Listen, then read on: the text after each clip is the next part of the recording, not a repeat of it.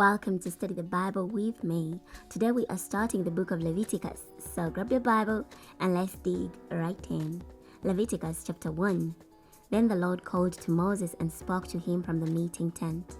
Speak to the Israelites and tell them, when someone among you presents an offering to the Lord, you must present your offering from the domesticated animals, either from the herd or from the flock. If his offering is a burnt offering from the herd, he must present it as a flawless smell. He must present it at the entrance of the meeting tent for its acceptance before the Lord.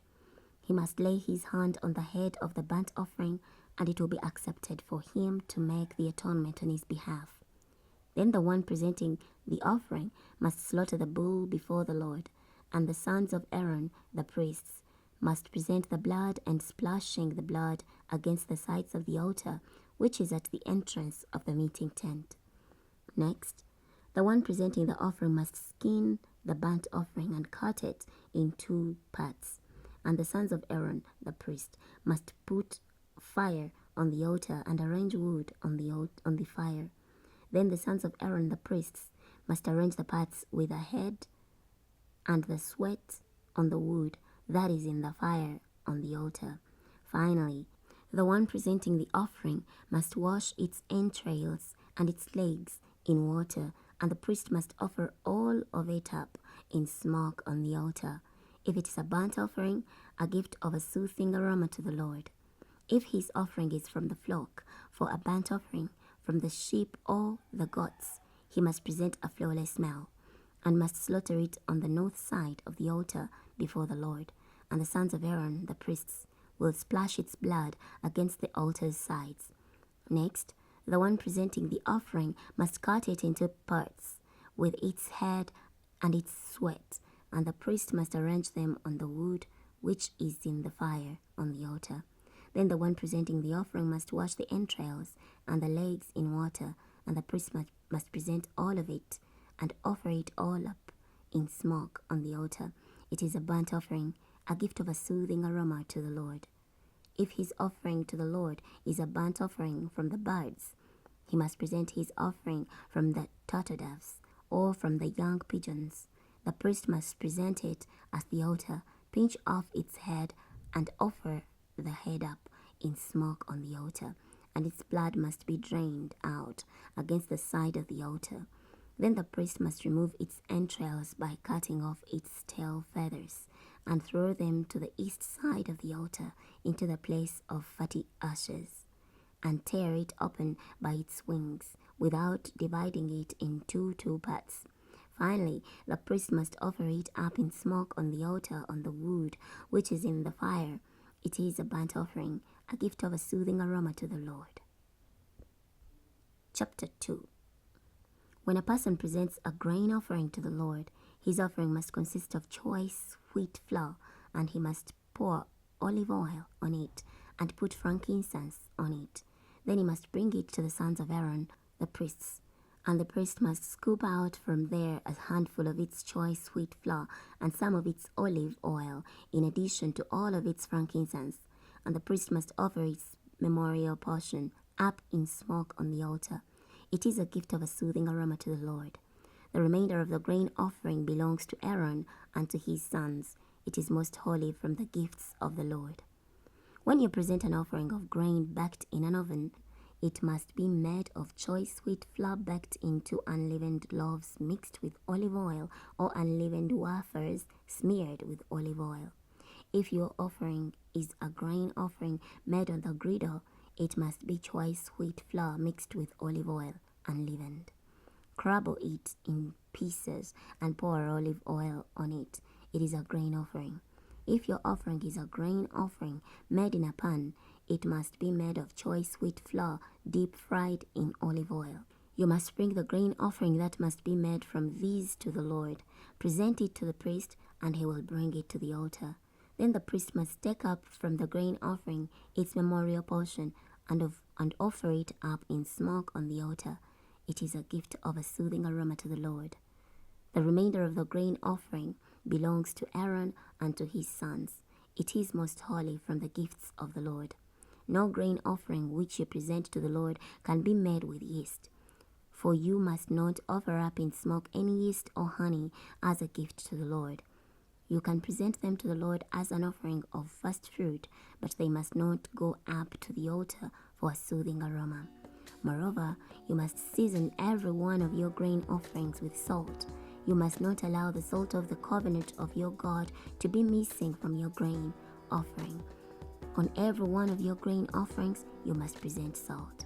If you present a grain offering of first ripe grain to the Lord, you must present your grain offering of first ripe grain as a soft kernels roasted in fire, crushed bites of fresh grain.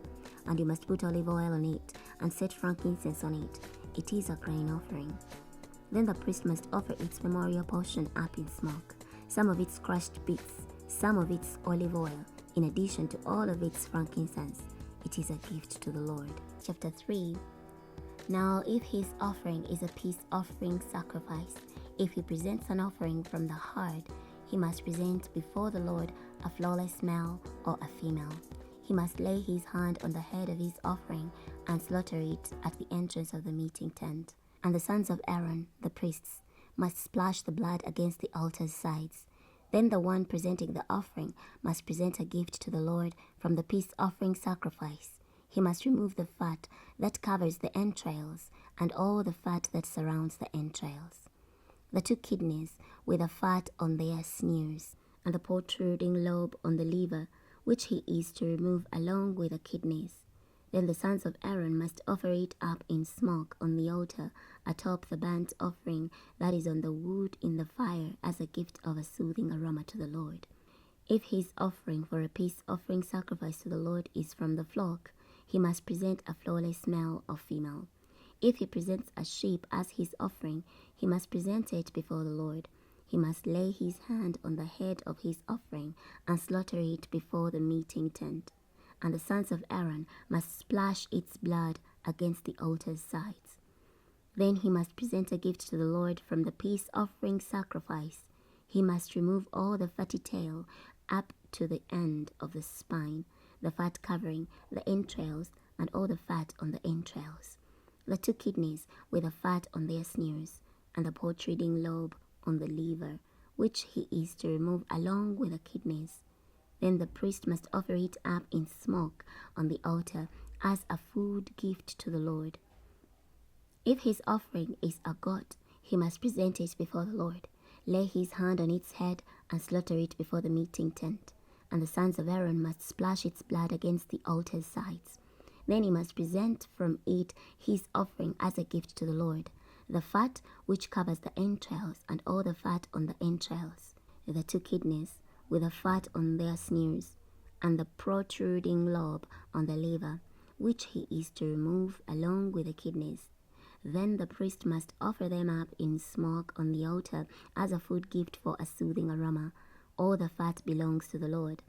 This is a perpetual statute throughout your generations. In all the places where you live, you must never eat any fat or any blood.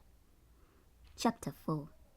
Then the Lord spoke to Moses, "Tell the Israelites, when a person sins by straying unintentionally from any of the Lord's commandments which must not be violated, and violates any one of them, if the high priest sins so that the people are guilty on account of the sin he has committed, he must present a flawless young bull to the Lord for a sin offering. He must bring the bull to the entrance of the meeting tent before the Lord, lay his hand on the head of the bull, and slaughter the bull before the Lord. Then the high priest must take some of the blood of the bull and bring it to the meeting tent. The priest must dip his finger in the blood and sprinkle some of it 7 times before the Lord toward the front of the veil canopy of the sanctuary. The priest must put some of the blood on the horns of the altar of fragrant incense that is before the Lord in the meeting tent, and all the rest of the bull's blood he must pour out at the base of the altar of burnt offering that is at the entrance of the meeting tent. Then he must take up all the fat from the sin offering bull, the fat covering the entrails, and all the fat surrounding the entrails, the 2 kidneys with the fat on their sneers, and the protruding lobe on the liver, which he is to remove along with the kidneys, just as it is taken from the ox of the peace offering sacrifice, and the priest must offer them up in smoke on the altar of burnt offering. But the hide of the bull, all its flesh, along with its head and its legs, its entrails and its dung, all the rest of the bull he must bring outside the camp to a ceremonial clean place, to the fatty ash pile, and he must burn it on a wood fire. It must be burned on the fatty ash pile. If the whole congregation of Israel strays unintentionally, and the matter is not noticed by the assembly, and they violate one of the Lord's commandments, which must not be violated, so they become guilty, the assembly must present a young bull for a sin offering. When the sin they have committed becomes known, they must bring it before the meeting tent. The elder of the congregation must lay their hands on the head of the bull before the Lord, and someone must slaughter the bull before the Lord. Then the high priest must bring some of the blood of the bull to the meeting tent, and the priest must dip his finger in the blood and sprinkle some of the blood 7 times before the Lord toward the front of the veil canopy. He must put some of the blood on the horns of the altar, which is before the Lord in the meeting tent, and all the rest of the blood he must pour out at the base of the altar of burnt offering, that is, at the entrance of the meeting tent. Then the priest must take all its fat and offer the fat up in smoke on the altar. He must do with the rest of the bull, just as he did with the bull of the sin offering. This is what he must do with it. So the priest will make atonement on their behalf, and they will be forgiven. He must bring the rest of the bull outside the camp and burn it just as he burned the first bull. It is the sin offering of the assembly. Whenever a leader, by straying unintentionally, sins and violates one of the commandments of the Lord, his God, which must not be violated, and he pleads guilty, or his sin that he committed is made known to him, he must bring a flawless male goat as his offering. He must lay his hand on the head of the male goat and slaughter it in the place where the burnt offering is slaughtered before the Lord. It is a sin offering. Then the priest must take some of the blood of the sin offering with his finger and put it on the horns of the altar of burnt offering, and he must pour out the rest of its blood at the base of the altar of burnt offering. Then the priest must offer all of its fat up in smoke on the altar, like the fat of the peace offering sacrifice. So the priest will make atonement on his behalf for his sin, and he will be forgiven. If an ordinary individual sins by straying unintentionally when he violates one of the Lord's commandments, which must not be violated, and he pleads guilty, or his sin that he committed is made known to him, he must bring a flawless female goat as his offering for the sin that he committed. He must lay his hand on the head of the sin offering and slaughter the sin offering in the place where the burnt offering is slaughtered. Then the priest must take some of its blood with his finger and put it on the horns of the altar of burnt offering, and he must pour out all the rest of its blood at the base of the altar. Then he must remove all of its fat, just as fat was removed from the peace offering sacrifice, and the priest must offer it up in smoke on the altar for a soothing aroma to the Lord. So the priest will make atonement on his behalf, and he will be forgiven. But if he brings a sheep as his offering for a sin offering, he must bring a flawless female. He must lay his hand on the head of the sin offering and slaughter it for a sin offering in the place where the burnt offering is slaughtered. Then the priest must take some of the blood of the sin offering with his finger and put it on the horns of the altar of burnt offering, and he must pour out all the rest of its blood at the base of the altar. Then the one who brought the offering must remove all its fat, just as the fat of the sheep is removed from the peace offering sacrifice, and the priest must offer them up in smoke on the altar on top of the other gifts of the Lord. So the priest will make atonement on his behalf for his sin which he has committed, and he will be forgiven. Chapter 5. When a person sins in that he hears a public curse against one who fails to testify, and he is a witness, he either saw or knew what had happened, and he does not make it known, then he will bear his punishment for iniquity. Or when there is a person who touches anything ceremonially unclean, whether the carcasses of an unclean wild animal, or the carcass of an unclean domesticated animal, or the carcass of an unclean creeping thing, even if he did not realize it, but he himself has become unclean and is guilty. or when he touches human uncleanness with regard to anything by which he can become unclean, even if he did not realize it, but he himself has later come to know it and is guilty. Or when a person swears an oath, speaking thoughtlessly with his lips, whether to do evil or to do good, with regard to anything which the individual may speak thoughtlessly in an oath, even if he did not realize it, but he himself has later come to know it and is guilty with regard to one of these oaths. When an individual becomes guilty with regard to one of these things, he must confess how he has sinned, and he must bring his penalty for guilt to the Lord for his sin that he has committed, a female from the flock, whether a female sheep or a female goat, or a sin offering. So the priest will make atonement on his behalf for his sin. If he cannot afford an animal from the flock, he must bring his penalty for guilt for his sin that he has committed, 2 turtle doves or 2 young pigeons to the Lord, one for a sin offering and one for a burnt offering. He must bring them to the priest and present first the one that is for a sin offering. The priest must pinch its head at the nape of its neck, but must not sever the head from the body. Then he must sprinkle some of the blood of the sin offering on the wall of the altar, and the remainder of the blood must be squeezed out at the base of the altar. It is a sin offering. The second part, he must make a burnt offering according to the standard regulation. So the priest will make atonement on behalf of this person for his sin which he has committed, and he will be forgiven.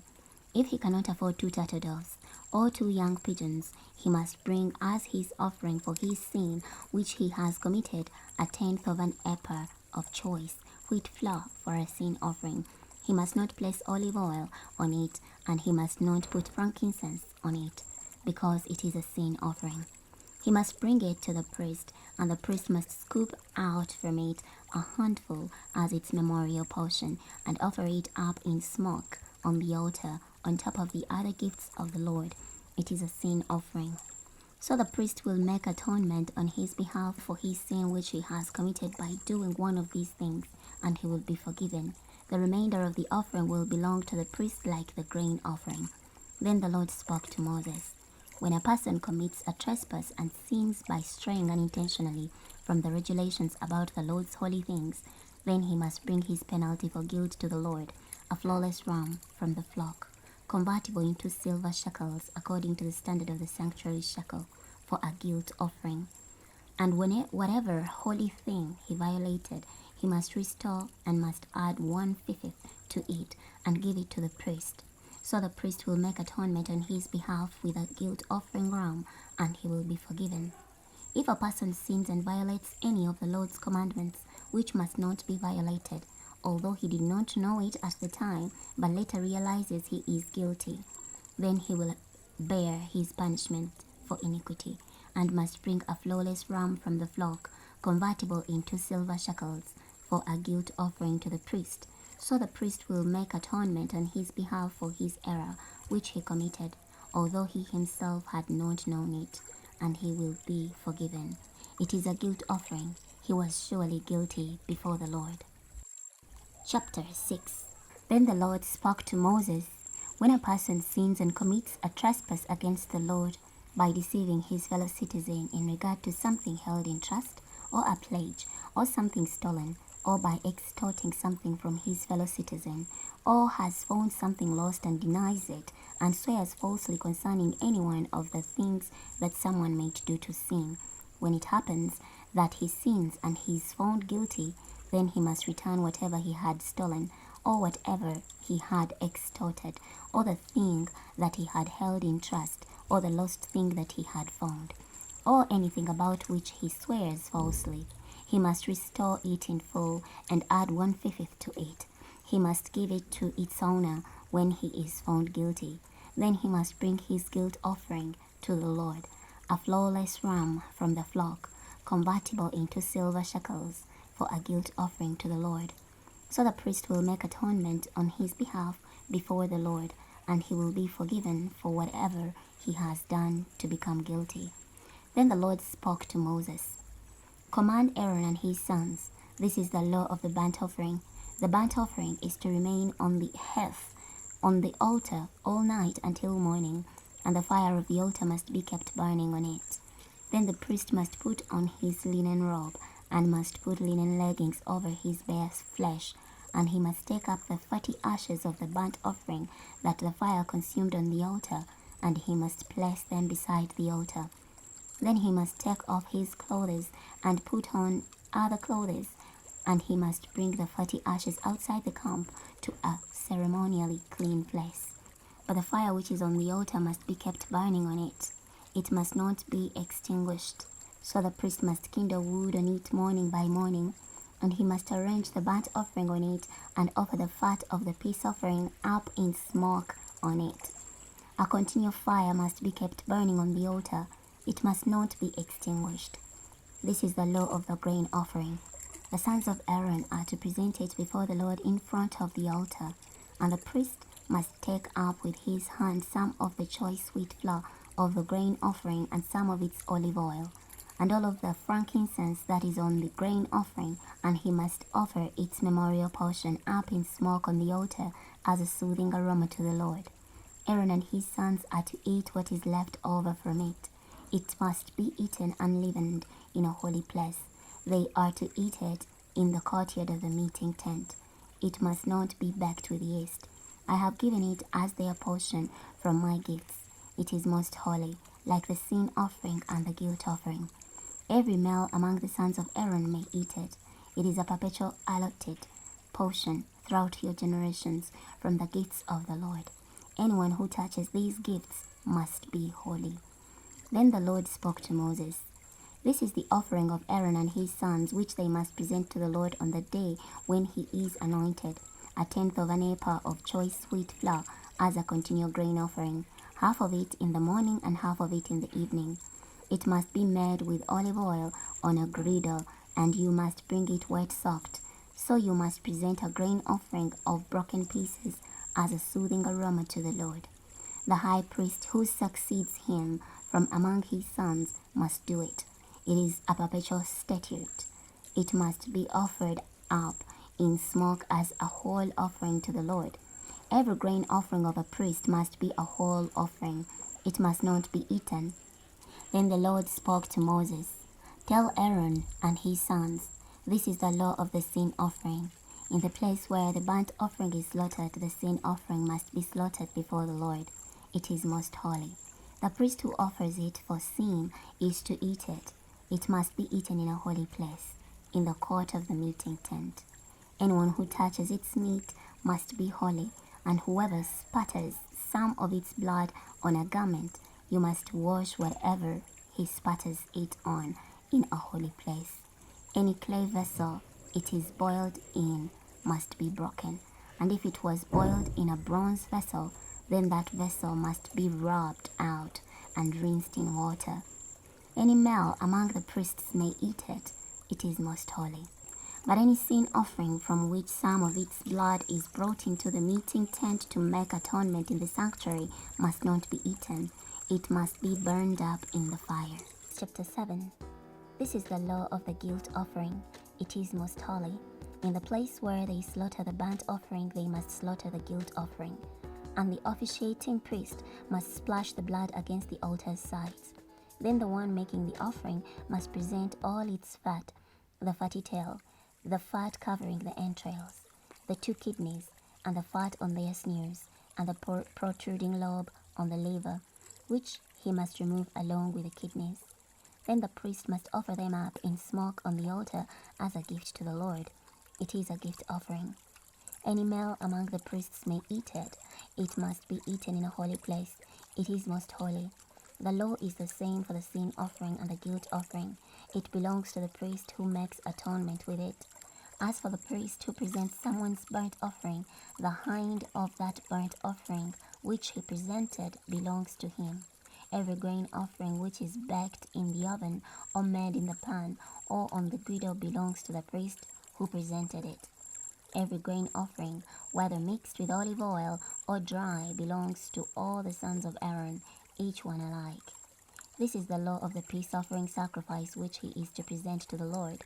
If he presents it on account of thanksgiving, along with the thank offering sacrifice, he must present unleavened loaves mixed with olive oil, unleavened wafers smeared with olive oil, and well-soaked ring-shaped loaves made of choice wheat flour mixed with olive oil. He must present this grain offering in addition to ring-shaped loaves of leavened bread, which regularly accompany the sacrifice of his thanksgiving peace offering. He must present one of each kind of grain offering as a contribution offering to the Lord. It belongs to the priest who splashes the blood of the peace offering. The meat of his thanksgiving peace offering must be eaten on the day of his offering. He must not set any of it aside until morning.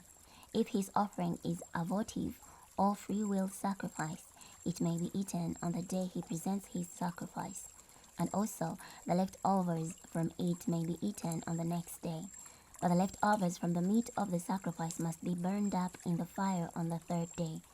If some of the meat of his peace offering sacrifice is ever eaten on the third day, it will not be accepted. It will not be accounted to the one who presented it, since it is spoiled, and the person who eats from it will bear his punishment for iniquity. The meat which touches anything ceremonially unclean must not be eaten. It must be burned up in the fire. As for ceremonially clean meat, everyone who is ceremonially clean may eat the meat. The person who eats meat from the peace offering sacrifice which belongs to the Lord, while his uncleanness persists, will be cut off from his people. When a person touches anything unclean, whether human uncleanness or an unclean animal or an unclean detestable creature, and eats some of the meat of the peace offering sacrifice which belongs to the Lord, that person will be cut off from his people. Then the Lord spoke to Moses, "Tell the Israelites, you must not eat any fat of an ox, sheep, or goat. Moreover, the fat of an animal that has died of natural causes, and the fat of an animal torn by beasts may be used for any other purpose, but you must certainly never eat it. If anyone eats fat from the animal from which he presents a gift to the Lord, that person will be cut off from his people.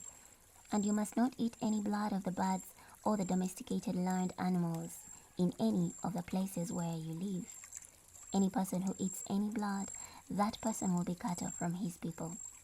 Then the Lord spoke to Moses, "Tell the Israelites, the one who presents his peace offering sacrifice to the Lord must bring his offering to the Lord from his peace offering sacrifice. With his own hands he must bring the Lord's gifts. He must bring the fat with the breast to weave the breast as a weave offering before the Lord. And the priest must offer the fat up in smoke on the altar, but the breast will belong to Aaron and his sons. The right thigh you must give as a contribution offering to the priest from your peace offering sacrifices. The one from Aaron's sons who presents the blood of the peace offering and fat will have the right thigh as his share. For the breast of the weave offering and the thigh of the contribution offering I have taken from the Israelites out of their peace offering sacrifices, and have given them to Aaron the priest and to his sons from the people of Israel as a perpetual allotted portion.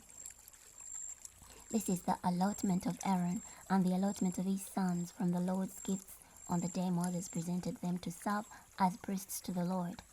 This is what the Lord commanded to give to them from the Israelites on the day Moses anointed them, a perpetual allotted portion throughout their generations. This is the law for the burnt offering, the grain offering, the sin offering, the guilt offering, the ordination offering, and the peace offering sacrifice, which the Lord commanded Moses on Mount Sinai on the day he commanded the Israelites to present their offerings to the Lord in the wilderness of Sinai. Chapter 8. Then the Lord spoke to Moses, "Take Aaron and his sons with him, and the garments, the anointing oil, the sin offering bull, the 2 rams, and the basket of unleavened bread, and assemble the whole congregation at the entrance of the meeting tent." So Moses did just as the Lord commanded him, and the congregation assembled at the entrance of the meeting tent. Then Moses said to the congregation, "This is what the Lord has commanded to be done." So Moses brought Aaron and his sons forward and washed them with water. Then he put the tunic on Aaron, wrapped the sash around him, and clothed him with a robe. Next, he put the ephod on him and placed on him the decorated band of the ephod, and fastened the ephod closely to him with a band. He then set the breastpiece on him and put the Urim and Thummim into the breastpiece. Finally, he set the turban on his head and attached the gold plate, the holy diadem, to the front of the turban, just as the Lord had commanded Moses. Then Moses took the anointing oil and anointed the tabernacle and everything in it, and so consecrated them. Next, he sprinkled some of it on the altar 7 times and so anointed the altar, all its vessels, and the wash basin and its stand to consecrate them. He then poured some of the anointing oil on the head of Aaron and anointed him to consecrate him. Moses also brought forward Aaron's sons, clothed them with tunics, wrapped sashes around them, and wrapped headbands on them, just as the Lord had commanded Moses. Then he brought near the sin offering bull, and Aaron and his sons laid their hands on the head of the sin offering bull, and he slaughtered it. Moses then took the blood and put it all around on the horns of the altar with his finger, and decontaminated the altar, and he poured out the rest of the blood at the base of the altar, and so consecrated it to make atonement on it. Then he took all the fat on the entrails, the protruding lobe of the liver, and the 2 kidneys, and their fat, and Moses offered it whole up in smoke on the altar.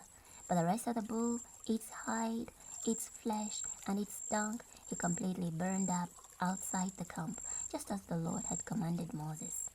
Then he presented the burnt offering ram, and Aaron and his sons laid their hands on the head of the ram, and he slaughtered it. Moses then splashed the blood against the altar's sides. Then he cut the ram into parts, and Moses offered the head, the parts, and the sweats up in smoke. But the entrails and the legs he washed with water, and Moses offered the whole ram up in smoke on the altar. It was a burnt offering for a soothing aroma, a gift to the Lord, just as the Lord had commanded Moses. Then he presented the second ram, the ram of ordination, and Aaron and his sons laid their hands on the head of the ram, and he slaughtered it.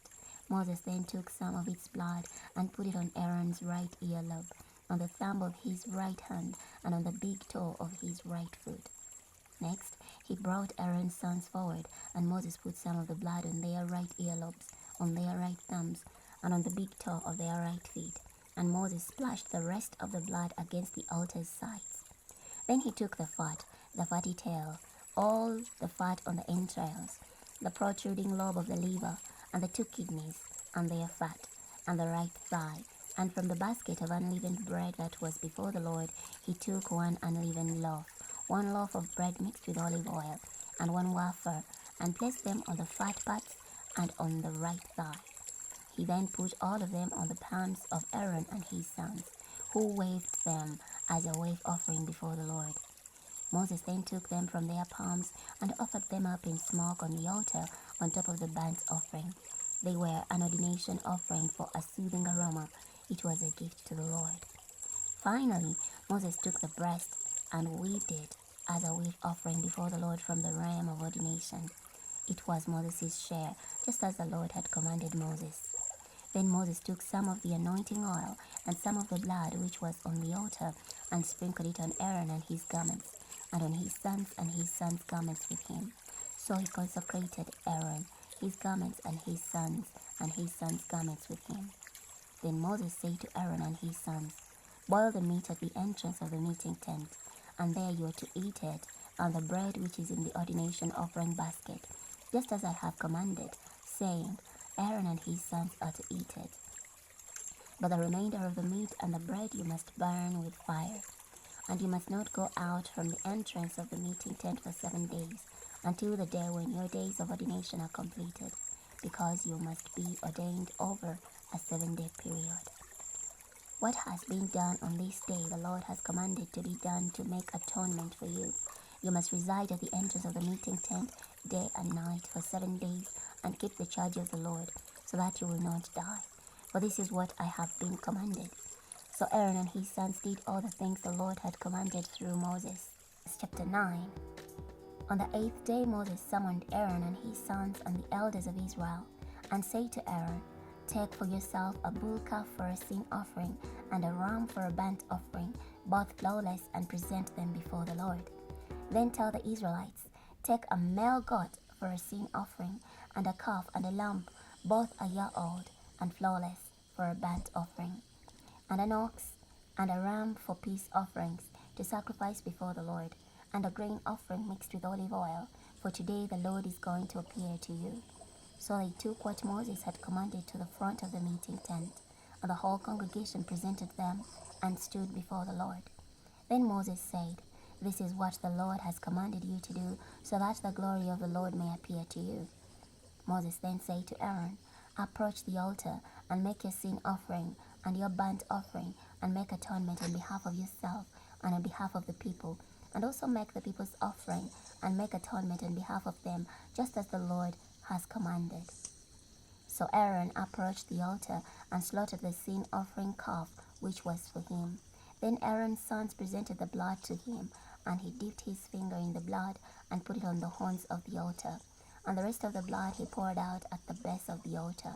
The fat and the kidneys and the protruding lobe of the liver from the sin offering he offered up in smoke on the altar, just as the Lord had commanded Moses.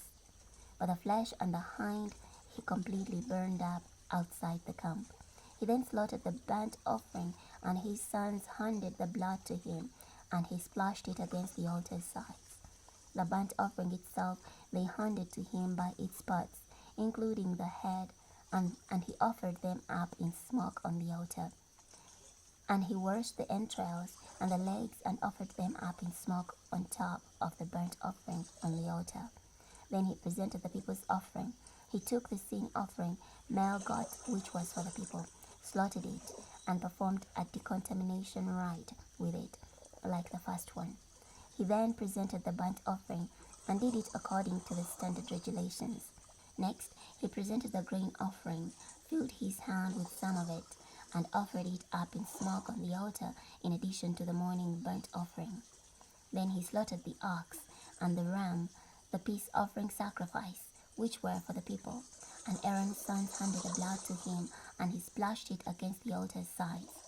As for the fat parts from the ox and from the ram, the fatty tail, the fat covering the entrails, the kidneys, and the protruding lobe of the liver, they set those on the breasts, and he offered the fat parts up in smoke on the altar. Finally, Aaron waved the breasts and the right thigh as a wave offering before the Lord, just as Moses had commanded. Then Aaron lifted up his hands toward the people and blessed them, and descended from making the sin offering, the burnt offering, and the peace offering. Moses and Aaron then entered into the meeting tent. When they came out, they blessed the people, and the glory of the Lord appeared to all the people. Then fire went out from the presence of the Lord and consumed the burnt offering and the fat parts on the altar, and all the people saw it. So they shouted loudly and fell down with their faces to the ground. Chapter 10. Then Aaron's sons, Nadab and Abihu, each took their fire pan and put fire in it, set incense on it, and presented strange fire before the Lord, which he had not commanded them to do. So fire went out from the presence of the Lord and consumed them, so that they died before the Lord. Moses then said to Aaron, this is what the Lord spoke. Among the ones close to me I will show myself holy, and in the presence of all the people I will be honored. So Aaron kept silent. Moses then called to Mishael and Elizaphan, the sons of Uzziel, Aaron's uncle, and said to them, come near, carry your brothers away from the front of the sanctuary to a place outside the camp. So they came near and carried them away in their tunics to a place outside the camp, just as Moses had spoken. Then Moses said to Aaron and to Eleazar and Ithamar, his other two sons, do not dishevel the hair of your heads, and do not tear your garments, so that you do not die, and so that wrath does not come on the whole congregation. Your brothers, all the house of Israel, are to mourn the burning which the Lord has caused. But you must not go out from the entrance of the meeting tent, lest you die, for the Lord's anointing oil is on you. So they acted according to the word of Moses. Then the Lord spoke to Aaron, do not drink wine or strong drink, you and your sons with you, when you enter into the meeting tent, so that you do not die, which is a perpetual statute throughout your generations, as well as to distinguish between the holy and the common, and between the unclean and the clean, and to teach the Israelites all the statutes that the Lord has spoken to them through Moses. Then Moses spoke to Aaron, to Eleazar, and Ithamar, his remaining sons, take the grain offering which remains from the gifts of the Lord, and eat it unleavened beside the altar, for it is most holy. You must eat it in a holy place, because it is your allotted portion, and the allotted portion of your sons from the gifts of the Lord. For this is what I have been commanded. Also, the breast of the wheat offering and the thigh of the contribution offering you must eat in a ceremonially clean place, you and your sons and daughters with you, for they have been given as your allotted portion, and the allotted portion of your sons from the peace offering sacrifices of the Israelites. The thigh of the contribution offering and the breast of the wheat offering they must bring in addition to the gifts of the fat parts, to weave them as a wheat offering before the Lord, and it will belong to you and your sons with you for a perpetual statute, just as the Lord has commanded. Later Moses sought diligently for the sin offering male goat, but it had actually been burnt. So he became angry at Eleazar and Ithamar, Aaron's remaining sons, saying, why did you not eat the sin offering in the sanctuary? For it is most holy, and he gave it to you to bear the iniquity of the congregation, to make atonement on their behalf before the Lord. See here, its blood was not brought into the holy place within. You should certainly have eaten it in the sanctuary, just as I commanded.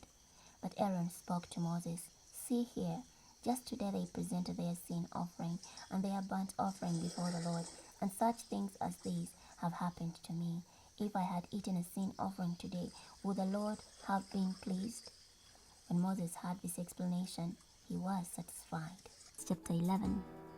The Lord spoke to Moses and Aaron, saying to them, tell the Israelites, this is the kind of creature you may eat from among all the animals that are on the land. You may eat any among the animals that has a divided hoof. The hooves are completely split in two, and also chews the cud. However, you must not eat these from among those that chew the cud and have divided hoofs. The camel is unclean to you because it chews the cud, even though its hoof is not divided. The rock badger is unclean to you because it chews the cud, even though its hoof is not divided. The hare is unclean to you because it chews the cud, even though its hoof is not divided. The pig is unclean to you because its hoof is divided. The hoof is completely split in two, even though it does not chew the cud.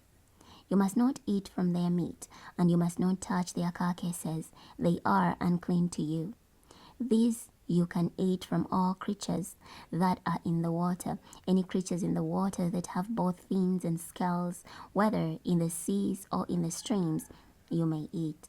But any creature that do not have both fins and scales, whether in the seas or in the streams, from all the swarming things of the water, and from all the living creatures that are in the water, are detestable to you.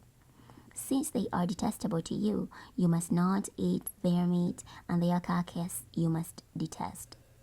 Any creature in the water that does not have both fins and scales is detestable to you.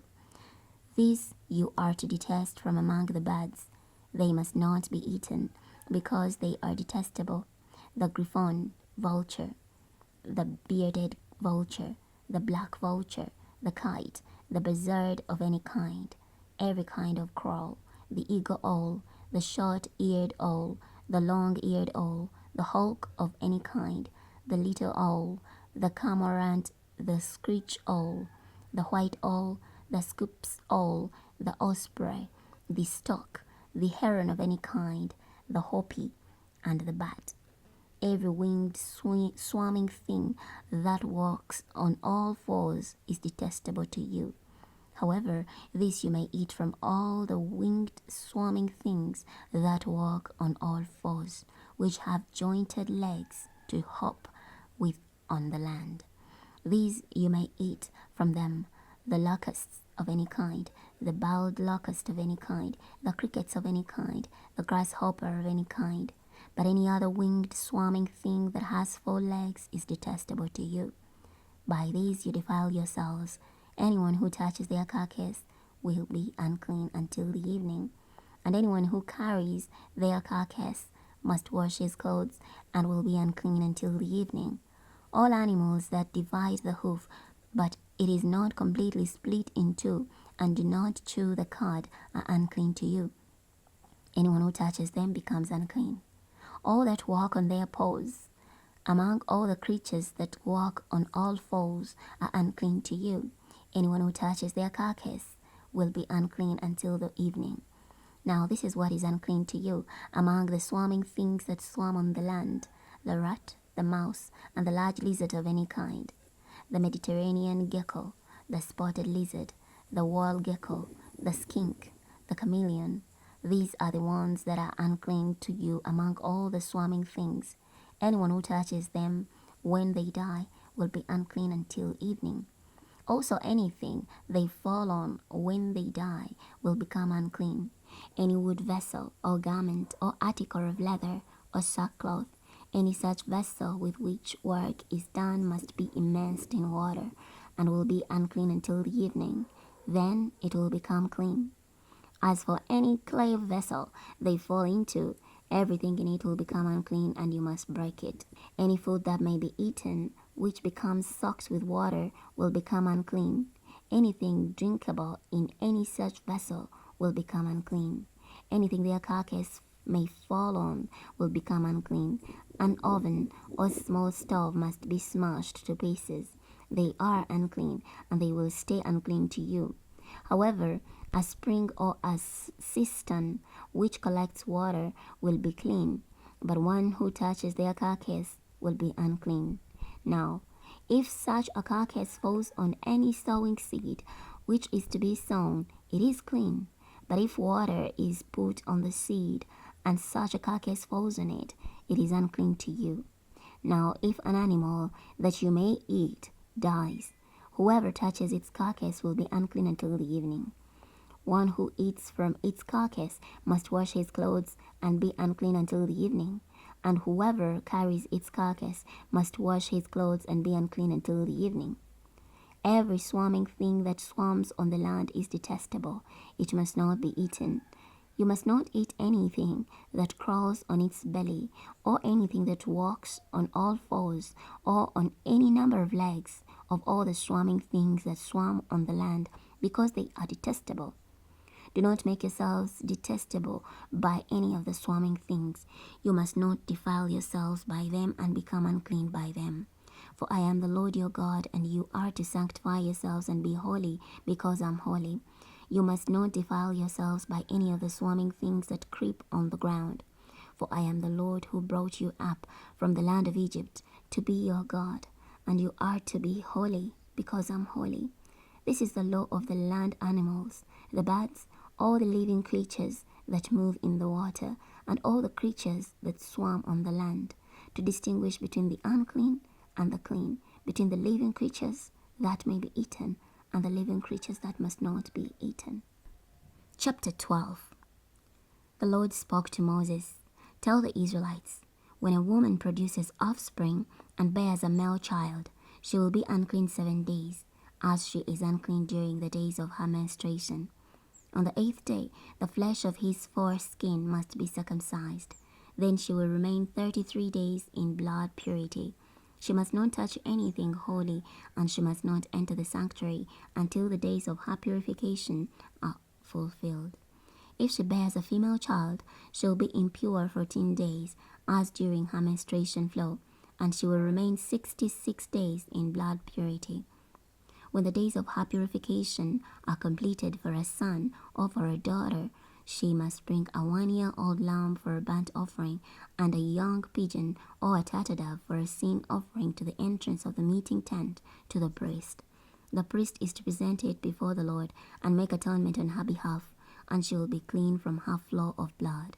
This is the law of the one who bears a child, for the male or the female child. If she cannot afford a sheep, then she must take 2 turtle doves or 2 young pigeons, one for a burnt offering and one for a sin offering, and the priest is to make atonement on her behalf, and she will be clean." Chapter 13. The Lord spoke to Moses and Aaron. When someone has a swelling or a scab or a bright spot on the skin of his body, that may become a diseased infection, he must be brought to Aaron the priest or one of his sons the priest. The priest must then examine the infection on the skin of the body, and if the hair in the infection has turned white and the infection appears to be deeper than the skin of the body, then it is a diseased infection. So when the priest examines it, he must pronounce the person unclean. If it is a white bright spot on the skin of his body, but it does not appear to be deeper than the skin, and the hair has not turned white, then the priest is to quarantine the person with the infection for 7 days. The priest must then examine it on the 7th day, and if, as far as he can see, the infection has stayed the same and has not spread on the skin, then the priest is to quarantine the person for another 7 days. The priest must then examine it again on the 7th day, and if the infection has faded and has not spread on the skin, then the priest is to pronounce the person clean. It is a scab, so he must wash his clothes and be clean. If, however, the scab is spreading further on the skin after he has shown himself to the priest for his purification, then he must show himself to the priest a second time. The priest must then examine him, and if the scab has spread on the skin, then the priest is to pronounce the person unclean. It is a disease. When someone has a diseased infection, he must be brought to the priest. The priest will then examine it, and if a white swelling is on the skin, it has turned the hair white, and there is raw flesh in the swelling, it is a chronic disease on the skin of his body. So the priest is to pronounce him unclean. The priest must not merely quarantine him, for he is unclean. If, however, the disease breaks out on the skin, so that the disease covers all the skin of the person with the infection from his head to his feet, as far as the priest can see, the priest must then examine it, and if the disease covers his whole body, he is to pronounce the person with the infection clean. He has turned all white, so he is clean. But whenever raw flesh appears in it, he will be unclean. So the priest is to examine the raw flesh and pronounce him unclean. It is diseased. If, however, the raw flesh once again turns white, then he must come to the priest. The priest will then examine it, and if the infection has turned white, the priest is to pronounce the person with the infection clean. He is clean. When someone's body has a boil on its skin and it heals, and in the place of the boil there is a white swelling or a reddish white bright spot, he must show himself to the priest. The priest will then examine it, and if it appears to be deeper than the skin and its hair has turned white, then the priest is to pronounce the person unclean. It is a diseased infection that has broken out in the boil. If, however, the priest examines it and there is no white hair in it, it is not deeper than the skin, and it has faded, then the priest is to quarantine him for 7 days. If it is spreading further on the skin, then the priest is to pronounce him unclean. It is an infection. But if the bright spot stays in its place and has not spread, it is the scar of the boil, so the priest is to pronounce him clean.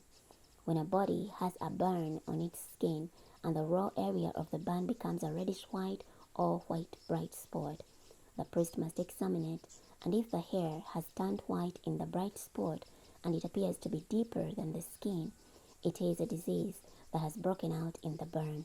The priest is to pronounce the person unclean. It's a diseased infection. If, however, the priest examines it and there is no white hair in the bright spot, it is not deeper than the skin, and it has faded, then the priest is to quarantine him for 7 days. The priest must then examine it on the 7th day, and if it is spreading further on the skin, then the priest is to pronounce him unclean. It is a diseased infection. But if the bright spot stays in its place, has not spread on the skin, and it has faded, then it is the swelling of the burn. So the priest is to pronounce him clean, because it is the scar of the burn. When a man or woman has an infection on the head or in the beard, the priest is to examine the infection, and if it appears to be deeper than the skin and the hair in it is reddish yellow and thin, Then the priest is to pronounce the person unclean. It is scald, a disease of the head or the beard. But if the priest examines the scald infection, and it does not appear to be deeper than the skin, and there is no black hair in it, then the priest is to quarantine the person with a scald infection for 7 days. Then the priest must then examine the infection on the 7th day, and if the scald has not spread, there is no reddish yellow hair in it, and the scald does not appear to be deeper than the skin, then the individual is to shave himself, but he must not shave the area affected by the scald, and the priest is to quarantine the person with the scald for another 7 days. The priest must then examine the scald on the 7th day, and if the scald has not spread on the skin, and it does not appear to be deeper than the skin, then the priest is to pronounce him clean. So he is to wash his clothes and be clean. If, however, the scald spreads further on the skin after his purification, then the priest is to examine it, and if the scald has spread on the skin, the priest is not to search further for reddish yellow hair. The person is unclean. If, as far as the priest can see, the scald has stayed the same and black hair has sprouted in it, the scald has been healed. The person is clean, so the priest is to pronounce him clean. When a man or woman has bright spots, white bright spots on the skin of their body, the priest is to examine them, and if the bright spots on the skin of their body are faded white, it is a harmless rash that has broken out on the skin. The person is clean. When a man's head is bare, so that he is balding in black, he is clean. If his head is bare on the forehead, so that he is balding in front, he is clean. But if there is a reddish white infection in the back or front bald area, it is a disease breaking out in his back or front bald area. The priest is to examine it, and if the swelling of the infection is reddish white in the back or front bald area, like the appearance of a disease on the skin of the body, he is a diseased man. He is unclean. The priest must surely pronounce him unclean because of his infection on his head. As for the diseased person who has the infection, his clothes must be torn, the hair of his head must be unbound, he must cover his mustache, and he must call out, unclean, unclean.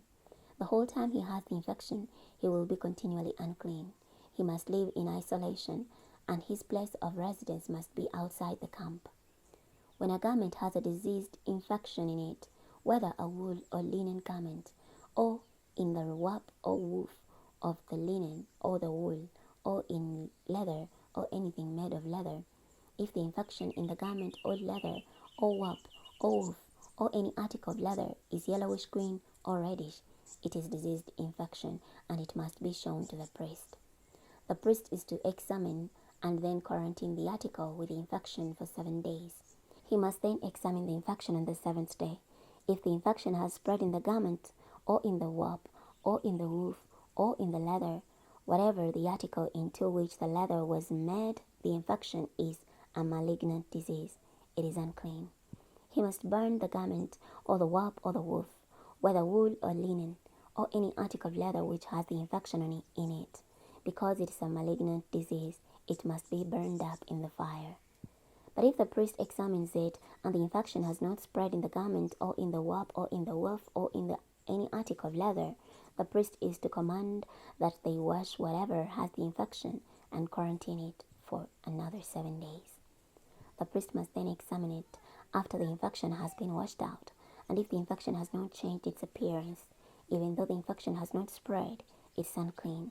You must burn it up in the fire. It is a fungus, whether on the back side or front side of the article. But if the priest has examined it and the infection has faded after it has been washed, he is to tear it out of the garment or the leather or the warp or the woof. Then if it still appears again in the garment or the warp or the woof or in any of the article of the leather, it is an outbreak. Whatever has the infection in it, you must burn up in the fire. But the garment or the warp or the woof or any article of leather which you wash and the infection disappears from it is to be washed a second time, and it will be clean. This is the law of the disease infection in the garment of wool or linen or the warp or woof or any article of leather, for pronouncing it clean or unclean. Chapter 14. The Lord spoke to Moses. This is the law of the diseased person on the day of his purification when he is brought to the priest. The priest is to go outside the camp and examine the infection. If the infection of the diseased person has been healed, then the priest will command the 2 live clean birds, a piece of cedar wood, a scrap of crimson fabric, and some twigs of hyssop to be taken up from the one being cleansed. The priest will then command that 1 bird be slaughtered into a clay vessel over fresh water. Then he is to take the live bird along with a piece of cedar wood, the scrap of crimson fabric, and the twigs of hyssop, and he is to dip them and the live bird in the blood of the bird slaughtered over the fresh water, and sprinkle it 7 times on the one being cleansed from the disease. Pronounce him clean, and send the live bird away over the open countryside. The one being cleansed must then wash his clothes, shave off all his hair, and bathe in water, and so be clean. Then afterward he may enter the camp, but he must live outside his tent 7 days.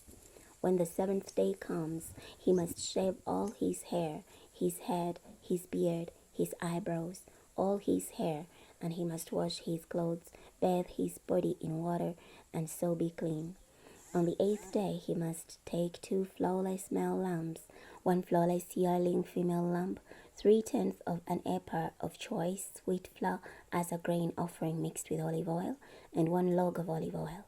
And the priest who pronounces him clean will have the man who is being cleansed stand along with these offerings before the Lord at the entrance of the meeting tent. The priest is to take 1 male lamb and present it for a guilt offering, along with a log of olive oil, and present them as a wave offering before the Lord. He must then slaughter the male lamb in the place where the sin offering and the burnt offering are slaughtered in the sanctuary, because like the sin offering, the guilt offering belongs to the priest. It is most holy. Then the priest is to take some of the blood of the guilt offering and put it on the right earlobe of the one being cleansed, on the thumb of his right hand, and on the big toe of his right foot. The priest will then take some of the log of olive oil and pour it into his own left hand. Then the priest is to dip his right forefinger into the olive oil that is in his left hand, and sprinkle some of the olive oil with his finger 7 times before the Lord.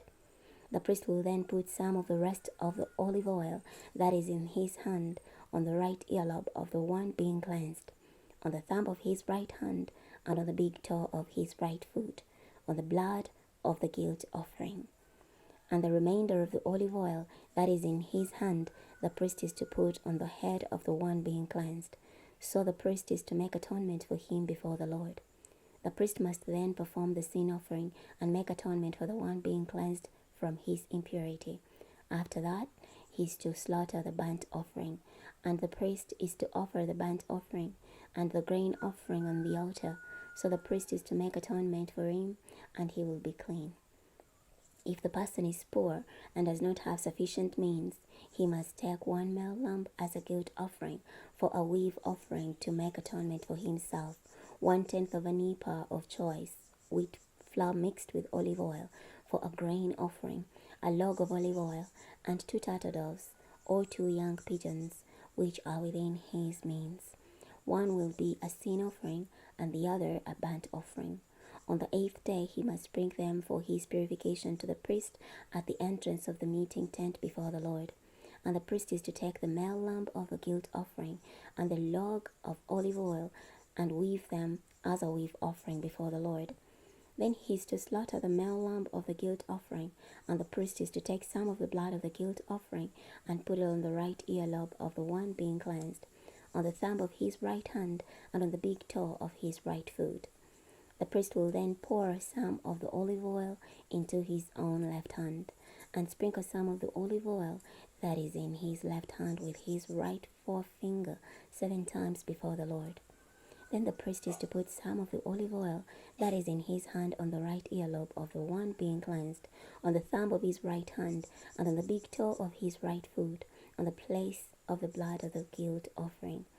And the remainder of the olive oil that is in the hand of the priest he is to put on the head of the one being cleansed to make atonement for him before the Lord.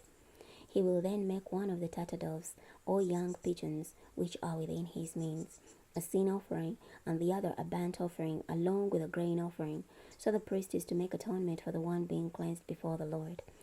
This is the law of the one in whom there is a diseased infection, who does not have sufficient means for his purification. The Lord spoke to Moses and Aaron, "When you enter the land of Canaan, which I am about to give to you for a possession, and I put a diseased infection in a house in the land you are to possess, then whoever owns the house must come and declare to the priest, 'Something like an infection is visible to me in the house.' Then the priest will command that the house be cleared before the priest enters to examine the infection, so that everything in the house does not become unclean. And afterward, the priest will enter to examine the house. He is to examine the infection, and if the infection in the walls of the house consists of yellowish green or reddish eruptions, and it appears to be deeper than the surface of the wall, then the priest is to go out of the house to the doorway of the house and quarantine the house for 7 days. The priest must return on the 7th day and examine it, and if the infection has spread in the walls of the house, then the priest is to command that the stones that had the infection in them be pulled and thrown outside the city into an unclean place. Then he is to have the house scraped all around on the inside, and the plaster which is scraped off must be dumped outside the city into an unclean place. They are then to take other stones and replace those stones, and he is to take other plaster and replaster the house. If the infection returns and breaks out in the house after he has pulled out the stones, scraped the house, and it is replastered, the priest is to come and examine it. And if the infection has spread in the house, it is a malignant disease in the house. It is unclean. He must tear down the house, its stones, its wood, and all the plaster of the house, and bring all of it outside the city to an unclean place. Anyone who enters the house all the days the priest has quarantined it will be unclean until evening.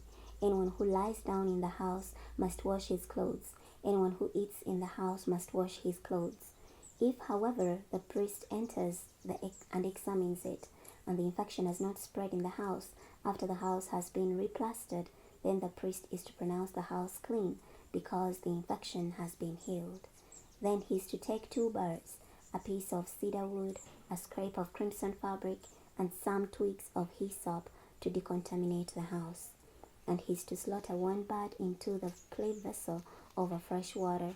He must then take the piece of cedar wood, the twig of hyssop, and scrap of crimson fabric, and the live bird, and dip them in the blood of the slaughtered bird and in the fresh water, and sprinkle the house 7 times. So he is to decontaminate the house with the blood of the bird and fresh water, the live bird, the piece of cedar wood, the twigs of hyssop, and the scrap of crimson fabric. And he is to send the live bird away outside the city into the open countryside. So he is to make atonement for the house, and it will be clean. This is the law for all diseased infections, for scald, for the diseased garment, for the house, for the swelling, for the scab, and for the bright spot, to teach when something is unclean and when it is clean. This is the law for dealing with infectious disease.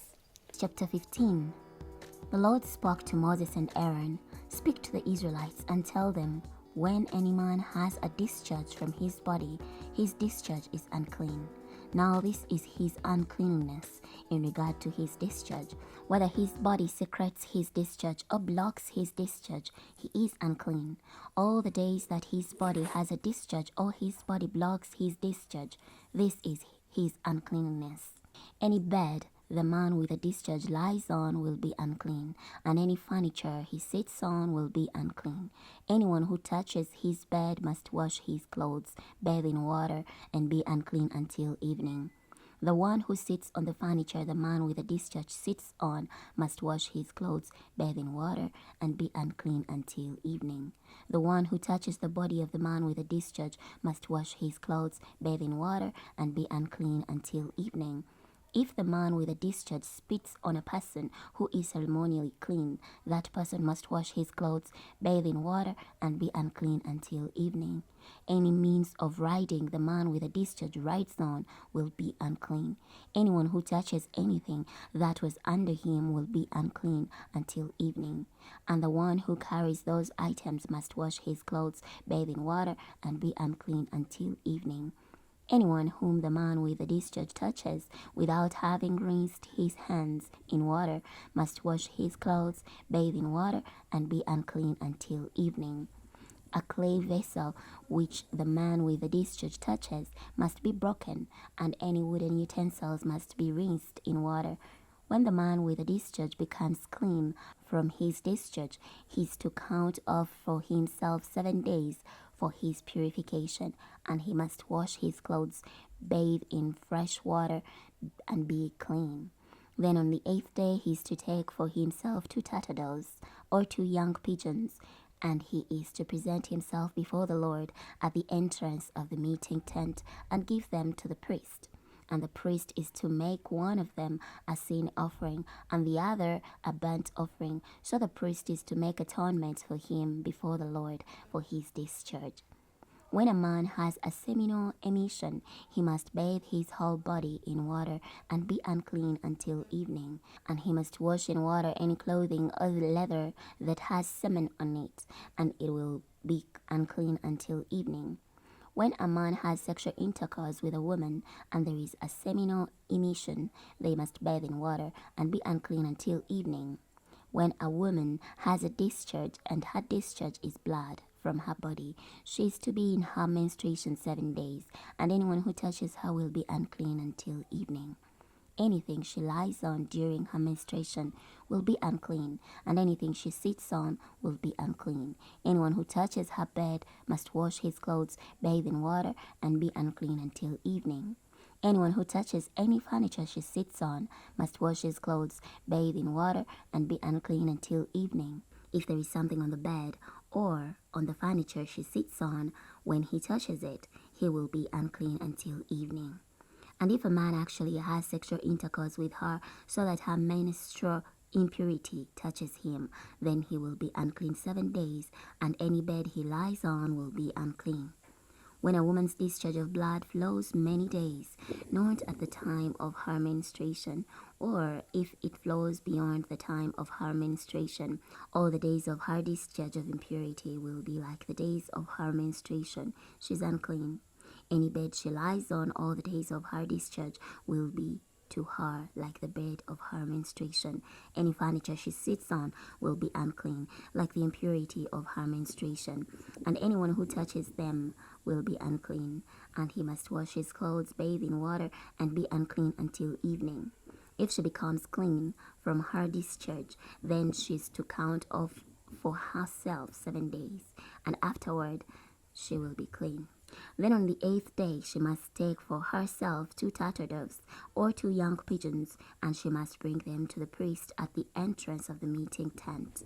And the priest is to make one a sin of offering and the other a burnt offering. So the priest is to make atonement for her before the Lord before her discharge of impurity.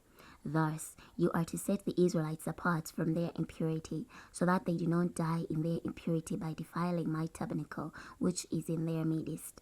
This is the law of the one with a discharge, the one who has a seminal emission and becomes unclean by it, that the one who is sick in her menstruation, and the one with a discharge, whether male or female, and a man who has sexual intercourse with an unclean woman. Chapter 16. The Lord spoke to Moses after the death of Aaron's 2 sons when they approached the presence of the Lord and died. And the Lord said to Moses, "Tell Aaron your brother that he must not enter at any time into the holy place inside the veil canopy in front of the atonement plate that is on the ark, so that he may not die, for I will appear in the cloud over the atonement plate." In this way, Aaron is to enter into the sanctuary with a young bull for a sin offering and a ram for a burnt offering. He must put on a holy linen tunic. Linen leggings are to cover his body, and he is to wrap himself with a linen sash and wrap his head with a linen turban. They are holy garments, so he must bathe his body in water and put them on. He must also take 2 male goats from the congregation of the Israelites for a sin offering and 1 ram for a burnt offering. Then Aaron is to present the sin offering bull, which is for himself, and is to make atonement on behalf of himself and his household. He must then take the 2 goats and stand them before the Lord at the entrance of the meeting tent. And Aaron is to cast lots over the 2 goats, 1 lot for the Lord and 1 lot for Azazel. Aaron must then present the goat which has been designated by lot for the Lord, and he is to make it a sin offering. But the goat which has been designated by lot for Azazel is to be stood alive before the Lord to make atonement on it by sending it away to Azazel into the wilderness. Aaron is to present the sin offering bull, which is for himself, and he is to make atonement on behalf of himself and his household. He is to slaughter the sin offering bull, which is for himself, and take a censer full of coals of fire from the altar before the Lord, and a full double handful of finely ground fragrant incense, and bring them inside the veil canopy. He must then put the incense on the fire before the Lord, and the cloud of incense will cover the atonement plate, which is above the ark of the testimony, so that he will not die. Then he is to take some of the blood of the bull and sprinkle it with his finger on the eastern face of the atonement plate. And in front of the atonement plate, he is to sprinkle some of the blood 7 times with his finger. He must then slaughter the sin offering goat, which is for the people. He is to bring its blood inside the veil canopy, and he is to do with its blood just as he did to the blood of the bull. He is to sprinkle it on the atonement plate and in front of the atonement plate. So he is to make atonement for the holy place for the impurities of the Israelites and from their transgressions with regard to all their sins. And thus he is to do for the meeting tent which resides with them in the midst of their impurities. Nobody is to be in the meeting tent when he enters to make atonement in the holy place until he goes out, and he has made atonement on behalf of his household, and on behalf of the whole assembly of Israel. Then he is to go out to the altar which is before the Lord and make atonement for it. He is to take some of the blood of the bull and some of the blood of the goat and put it all around on the horns of the altar. Then he is to sprinkle on it some of the blood with his finger 7 times, and cleanse and consecrate it from the impurities of the Israelites. When he has finished purifying the holy place, the meeting tent, and the altar, he is to present the live goat. Aaron is to lay his 2 hands on the head of the live goat and confess over it all the impurities of the Israelites and all their transgressions in regard to all their sins. And thus he is to put them on the head of the goat and send it away into the wilderness by the hand of a man standing ready. The goat is to bear on itself all their iniquities into an inaccessible land. So he is to send the goat away in the wilderness. Aaron must then enter the meeting tent and take off the linen garments which he had put on when he entered the sanctuary, and leave them there. Then he must bathe his body in water in a holy place, put on his clothes, and go out and make his burnt offering and the people's burnt offering. So he is to make atonement on behalf of himself and the people. Then he is to offer up the fat of the sin offering in smoke on the altar. And the one who sent the goat away to Azazel must wash his clothes, bathe his body in water, and afterward he may re-enter the camp. The bull of the sin offering and the goat of the sin offering, whose blood was brought to make atonement in the holy place, must be brought outside the camp, and their hide, their flesh, and their dung must be burned up. And the one who burns them up must wash his clothes and bathe his body in water, and afterward he may re-enter the camp. This is to be a perpetual statute for you. In the 7th month, on the 10th day of the month, you must humble yourselves and do no work of any kind, both the native citizen and the foreigner who resides in your midst. For on this day atonement is to be made for you to cleanse you from all your sins. You must be clean before the Lord. It is to be a Sabbath of complete rest for you, and you must humble yourselves. It is a perpetual statute. The priest who is anointed and ordained to act as high priest in place of his father is to make atonement. He is to put on the linen garments, the holy garments, and he is to purify the most holy place. He is to purify the meeting tent and the altar, and he is to make atonement for the priest and for all the people of the assembly. This is to be a perpetual statute for you to make atonement for the Israelites for all their sins once a year. So he did just as the Lord had commanded Moses. That's chapter 17. The Lord spoke to Moses, "Speak to Aaron, his sons, and all the Israelites, and tell them, this is the word that the Lord has commanded. Blood guilt will be accounted to any man from the house of Israel who slaughters an ox or a lamb or a goat inside the camp or outside the camp, but has not brought it to the entrance of the meeting tent to present it as an offering to the Lord before the tabernacle of the Lord. He has shed blood, so that man will be cut off from the midst of his people. This is so that the Israelites will bring their sacrifices that they are sacrificing in the open field to the Lord at the entrance of the meeting tent to the priest and sacrifice them there as peace offering sacrifices to the Lord. The priest is to splash the blood on the altar of the Lord at the entrance of the meeting tent and offer the fat up in smoke for a soothing aroma to the Lord. So they must no longer offer their sacrifices to the god demons, acting like prostitutes by going after them. This is to be a perpetual statute for them throughout their generations. You are to say to them, any man from the house of Israel or from the foreigners who reside in their midst, who offers a burnt offering or a sacrifice, but does not bring it to the entrance of the meeting tent to offer it to the Lord, that person will be cut off from his people. Any man from the house of Israel or from the foreigners who reside in their midst who eats any blood, I will set my face against that person who eats the blood, and I will cut him off from the midst of his people. For the life of every living thing is in the blood, so I myself have assigned it to you on the altar to make atonement for your lives. For the blood makes atonement by means of the life. Therefore I have said to the Israelites, no person among you is to eat blood, and no foreigner who lives among you is to eat blood. Any man from the Israelites or from the foreigners who reside in their midst, who hunts a wild animal or a bird that may be eaten, must pour out its blood and cover it with soil. For the life of all flesh is its blood. So I have said to the Israelites, you must not eat the blood of any living thing, because the life of every living thing is its blood. All who eat it will be cut off. Any person who eats an animal that has died of natural causes, or an animal torn by beasts, whether a native citizen or a foreigner, must wash his clothes, bathe in water, and be unclean until evening. Then he becomes clean. But if he does not wash his clothes and does not bathe his body, he will bear his punishment for iniquity. Chapter 18.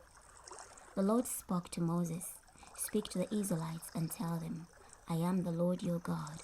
You must not do as they do in the land of Egypt, where you have been living, and you must not do as they do in the land of Canaan, into which I am about to bring you. You must not walk in their statutes. You must observe my regulations, and you must be sure to walk in my statutes. I am the Lord your God. So you must keep my statutes and my regulations. Anyone who does so will live by keeping them. I am the Lord. No man is to approach any close relative to have sexual intercourse with her. I am the Lord. You must not expose your father's nakedness by having sexual intercourse with your mother. She's your mother. You must not have intercourse with her. You must not have sexual intercourse with your father's wife. She's your father's nakedness. You must not have sexual intercourse with your sister, whether she's your father's daughter or your mother's daughter, whether she's born in the same household or born outside it. You must not have sexual intercourse with either of them. You must not expose the nakedness of your son's daughter or your daughter's daughter by having sexual intercourse with them, because they are your own nakedness. You must not have sexual intercourse with the daughter of your father's wife, born of your father. She is your sister. You must not have intercourse with her. You must not have sexual intercourse with your father's sister. She is your father's flesh. You must not have sexual intercourse with your mother's sister, because she is your mother's flesh. You must not expose the nakedness of your father's brother. You must not approach his wife to have sexual intercourse with her. She's your aunt. You must not have sexual intercourse with your daughter-in-law. She's your son's wife. You must not have intercourse with her. You must not have sexual intercourse with your brother's wife. She's your brother's nakedness. You must not have sexual intercourse with both a woman and her daughter. You must not take as wife either her son's daughter or her daughter's daughter to have intercourse with them. They are closely related to her. It is lewdness. You must not take a woman in marriage and then marry her sister as a rival wife while she's still alive to have sexual intercourse with her. You must not approach a woman in her menstrual impurity to have sexual intercourse with her. You must not have sexual intercourse with the wife of your fellow citizen to become unclean with her. You must not give any of your children as an offering to Molech, so that you do not profane the name of your God. I am the Lord. You must not have sexual intercourse with a male as one has sexual intercourse with a woman. It is a detestable act. You must not have sexual intercourse with any animal to become defiled with it. And a woman must not stand before an animal to have sexual intercourse with it. It is a perversion. Do not defile yourself with any of these things, for the nations which I am about to drive out before you have been defiled with all these things. Therefore the land has become unclean, and I have brought the punishment for its impurity upon it, so that the land has vomited out its inhabitants. You yourselves must obey my statutes and my regulations, and must not do any of these abominations, both the native citizen and the resident foreigner in your midst. For the people who were in the land before you have done all these abominations, and the land has become unclean. So do not make the land vomit you out because you defile it, just as it has vomited out the nations that were before you. For if anyone does any of these abominations, the person who do them will be cut off from the midst of their people. You must obey my charge to not practice any of the abominable statutes that have been done before you, so that you do not defile yourselves by them. I am the Lord your God. Chapter 19. The Lord spoke to Moses, "Speak to the whole congregation of the Israelites and tell them, you must be holy, because I, the Lord your God, am holy. Each of you must respect his mother and his father, and you must keep my Sabbath. I am the Lord your God. Do not turn to idols, and you must not make for yourselves gods of cast metal. I am the Lord your God. When you sacrifice a peace offering sacrifice to the Lord, you must sacrifice it so that it's accepted for you. It must be eaten on the day of your sacrifice and on the following day, but what is left over until the third day must be burned up. If, however, it is eaten on the third day, it is spoiled. It will not be accepted. And the one who eats it will bear his punishment for iniquity, because he has profaned what is holy to the Lord. That person will be cut off from his people. When you gather in the harvest of your land, you must not completely harvest the corner of your field, and you must not gather up the gleanings of your harvest. You must not pick your vineyard bare, and you must not gather up the fallen grapes for your vineyard. You must leave them for the poor and the foreigner. I am the Lord your God.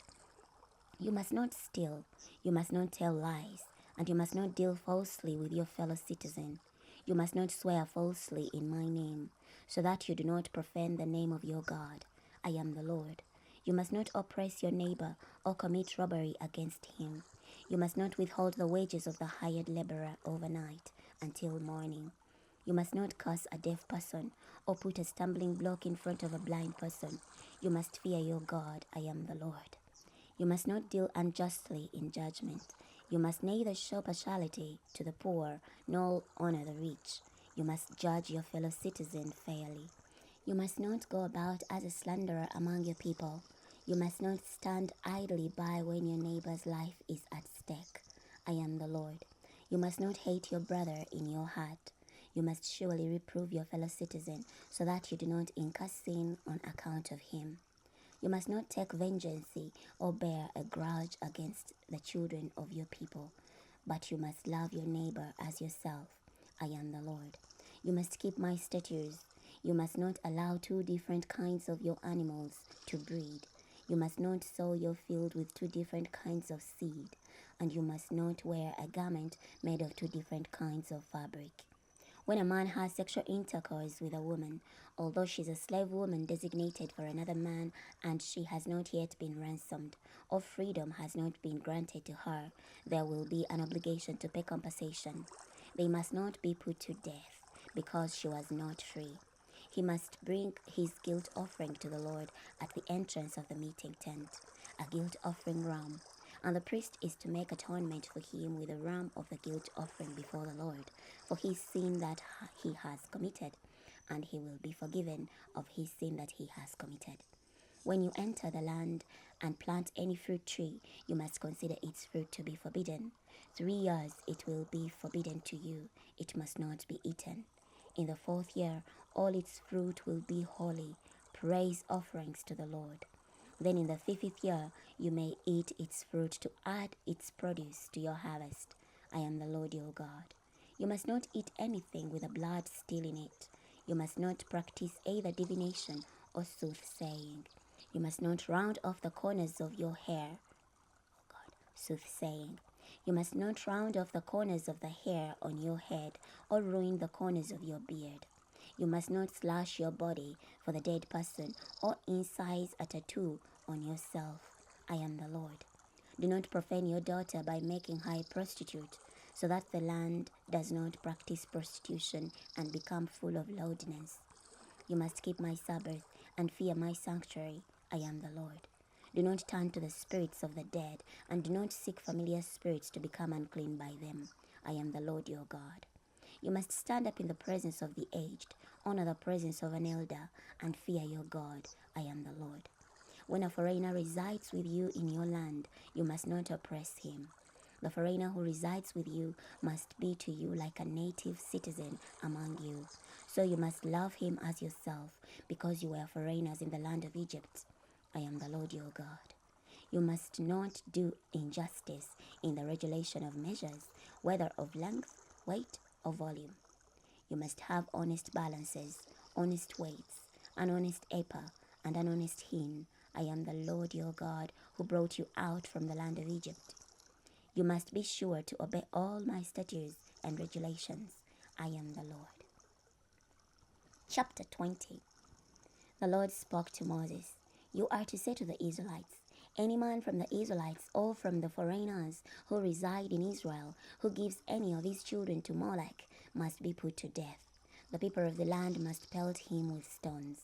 I myself will set my face against the man and cut him off from the midst of his people, because he has given some of his children to Molech, and thereby defiled my sanctuary and profaned my holy name.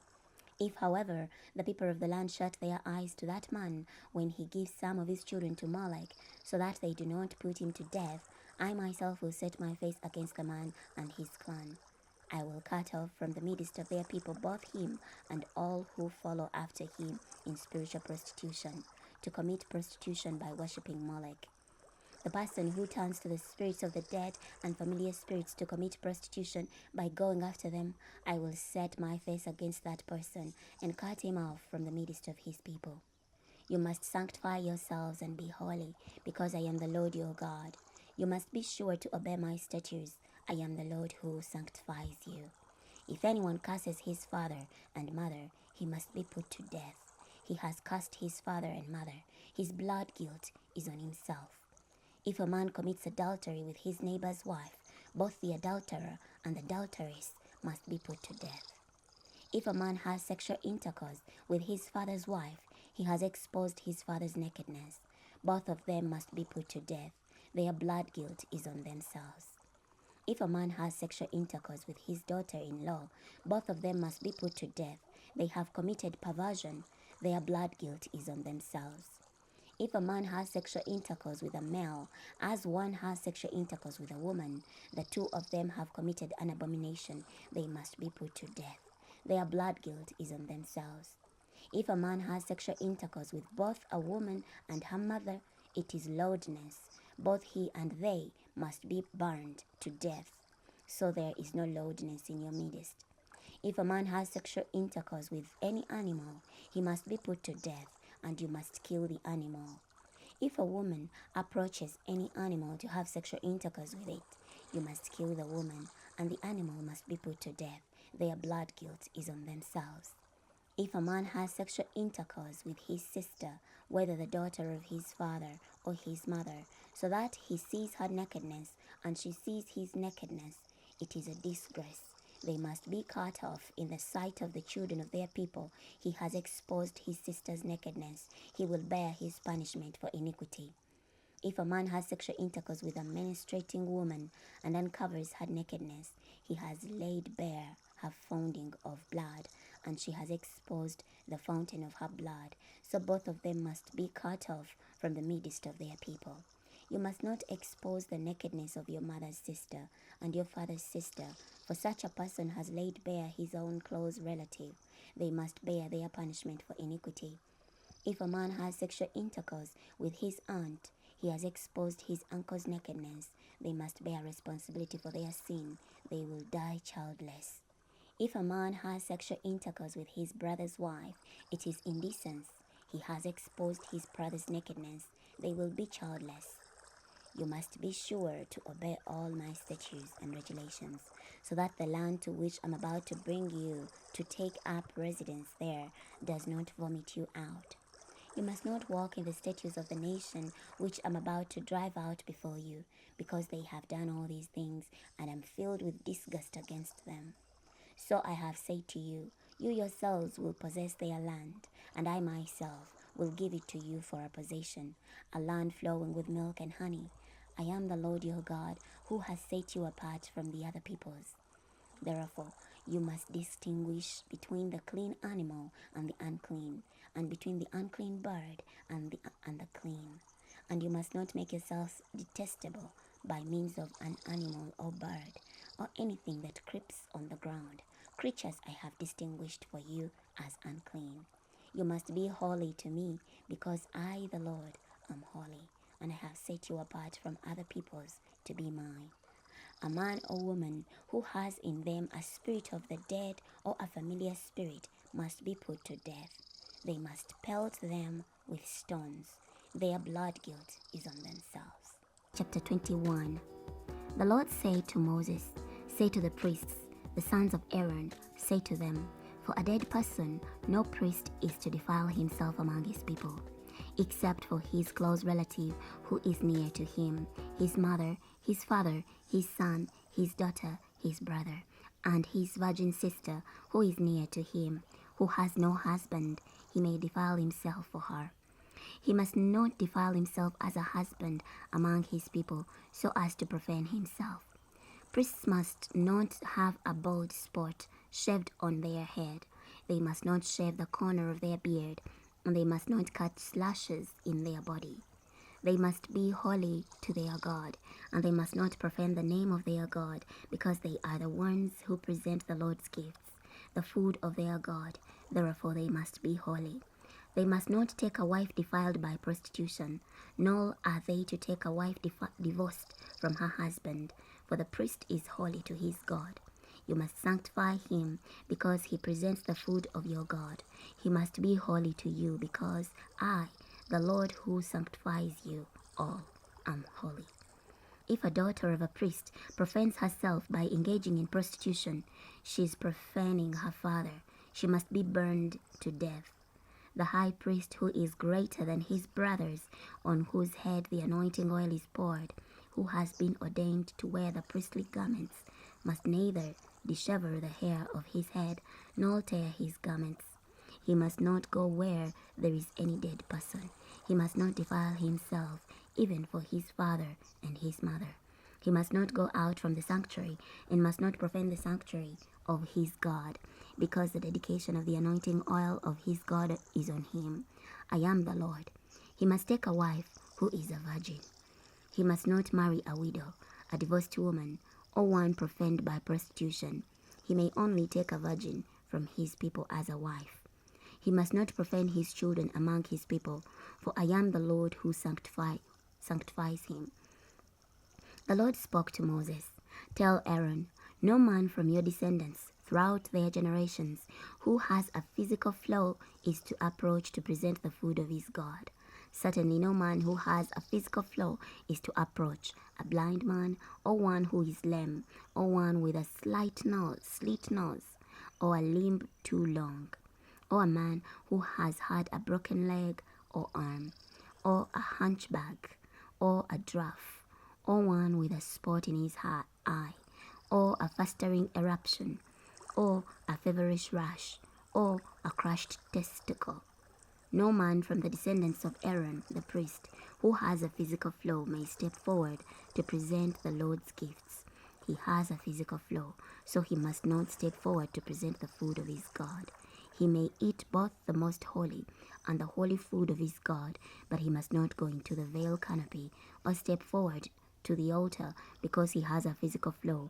Thus he must not profane my holy places, for I am the Lord who sanctifies them. So Moses spoke these things to Aaron, his sons, and all the Israelites. Chapter 22. The Lord spoke to Moses, "Tell Aaron and his sons that they must deal respectfully with the holy offerings of the Israelites, which they consecrate to me, so that they do not profane my holy name. I am the Lord. Say to them, throughout your generations, if any man from all your descendants approaches the holy offerings which the Israelites consecrate to the Lord while he is impure, that person must be cut off from before me. I am the Lord. No man from the descendants of Aaron who is deceased or has a discharge may eat the holy offerings until he becomes clean. The one who touches anything made unclean by contact with a dead person, or a man who has a seminal emission, or a man who touches a swarming thing by which he becomes unclean, or touches a person by which he becomes unclean, whatever that person's impurity, the person who touches any of these will be unclean until evening, and must not eat from the holy offerings unless he has bathed his body in water. When the sun goes down, he will be clean, and afterward he may eat from the holy offerings, because they are his food. He must not eat an animal that has died of natural causes, or an animal torn by beasts, and thus become unclean by it. I am the Lord. They must keep my charge, so that they do not incur sin on account of it, and therefore die because they profane it. I am the Lord who sanctifies them. No lay person may eat anything holy, neither a priest's lodger nor a hired laborer may eat anything holy. But if a priest buys a person with his own money, that person may eat the holy offerings, and those born in the priest's own house may eat his food. If a priest's daughter marries a lay person, she may not eat the holy contribution offerings. But if a priest's daughter is a widow or divorced, and she has no children, so that she returns to live in her father's house as in her youth, she may eat from her father's food, but no lay person may eat it. If a man eats a holy offering by mistake, he must add 1/5 to it and give the holy offering to the priest. They must not profane the holy offerings which the Israelites contribute to the Lord, and so cause them to incur a penalty for guilt when they eat their holy offerings. For I am the Lord who sanctifies them. The Lord spoke to Moses, "Speak to Aaron, his sons, and all the Israelites, and tell them, when any man from the house of Israel, or from the foreigners in Israel, presents his offering for any of the votive or freewill offerings, which they present to the Lord as a burnt offering, it is to be acceptable for your benefit. It must be a flawless smell from the cattle, sheep, or goats. You must not present anything that has a flaw, because it will not be acceptable for your benefit. If a man presents a peace offering sacrifice to the Lord for a special votive offering, or for a free will offering from the herd of the flock, it must be flawless to be acceptable. It must have no flaw. You must not present to the Lord something blind, or with a broken bone, or mutilated, or with a running sore, or with a festering eruption, or with a feverish rash. You must not give any of these as a gift on the altar to the Lord. As for an ox or a sheep with a limb too long or stunted, you may present it as a freewill offering, but it will not be acceptable for a votive offering. You must not present to the Lord something with testicles that are bruised, crushed, torn, or cut off. You must not do this in your land. Even for a foreigner you must not present the food of your God from such animals as these, for they are ruined and flawed. They will not be acceptable for your benefit. The Lord spoke to Moses, when an ox, lamb, or goat is born, it must be under the care of its mother 7 days, but from the 8th day onward it will be acceptable as an offering gift to the Lord. You must not slaughter an ox or a sheep and its young on the same day. When you sacrifice a thanksgiving offering to the Lord, you must sacrifice it so that it's acceptable for your benefit. On that very day it must be eaten. You must not leave any part of it over until morning. I am the Lord. You must be sure to do my commandments. I am the Lord. You must not profane my holy name, and I will be sanctified in the midst of the Israelites. I am the Lord who sanctifies you, the one who brought you out from the land of Egypt to be your God. I am the Lord. Chapter 23. The Lord spoke to Moses, "Speak to the Israelites and tell them, these are the Lord's appointed times which you must proclaim as holy assemblies, my appointed times.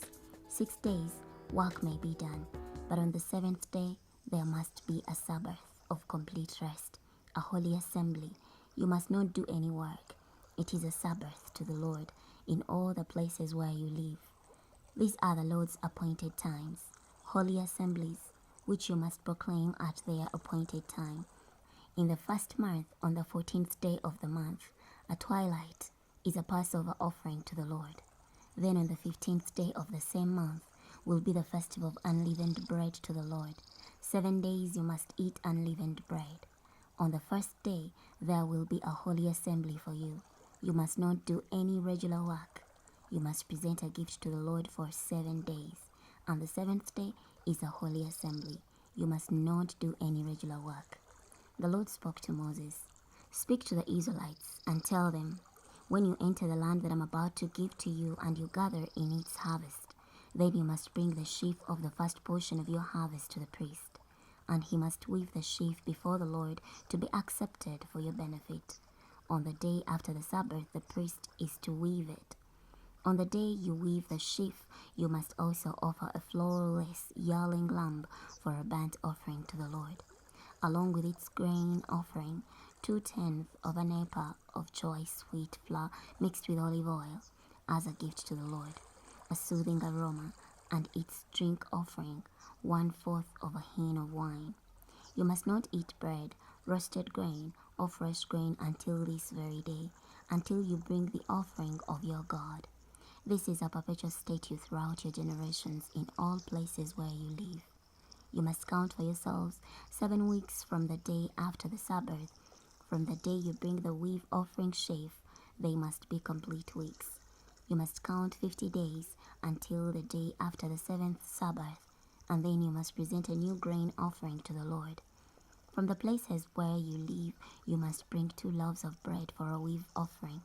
They must be made from 2/10 of an ephah of fine wheat flour, baked with yeast, as first fruits to the Lord. Along with the loaves of bread, you must also present 7 flawless yearling lambs, 1 young bull, and 2 rams. They are to be a burnt offering to the Lord, along with their grain offering and drink offerings, a gift of a soothing aroma to the Lord. You must also offer 1 male goat for a sin offering and 2 yearling lambs for a peace offering sacrifice. And the priest is to weave them, the 2 lambs along with the bread of the first fruits, as a weave offering before the Lord. They will be holy to the Lord for the priest. On this very day you must proclaim an assembly. It is to be a holy assembly for you. You must not do any regular work. This is a perpetual statute in all the places where you live throughout your generations. When you gather in the harvest of your land, you must not completely harvest the corner of your field, and you must not gather up the gleanings of your harvest.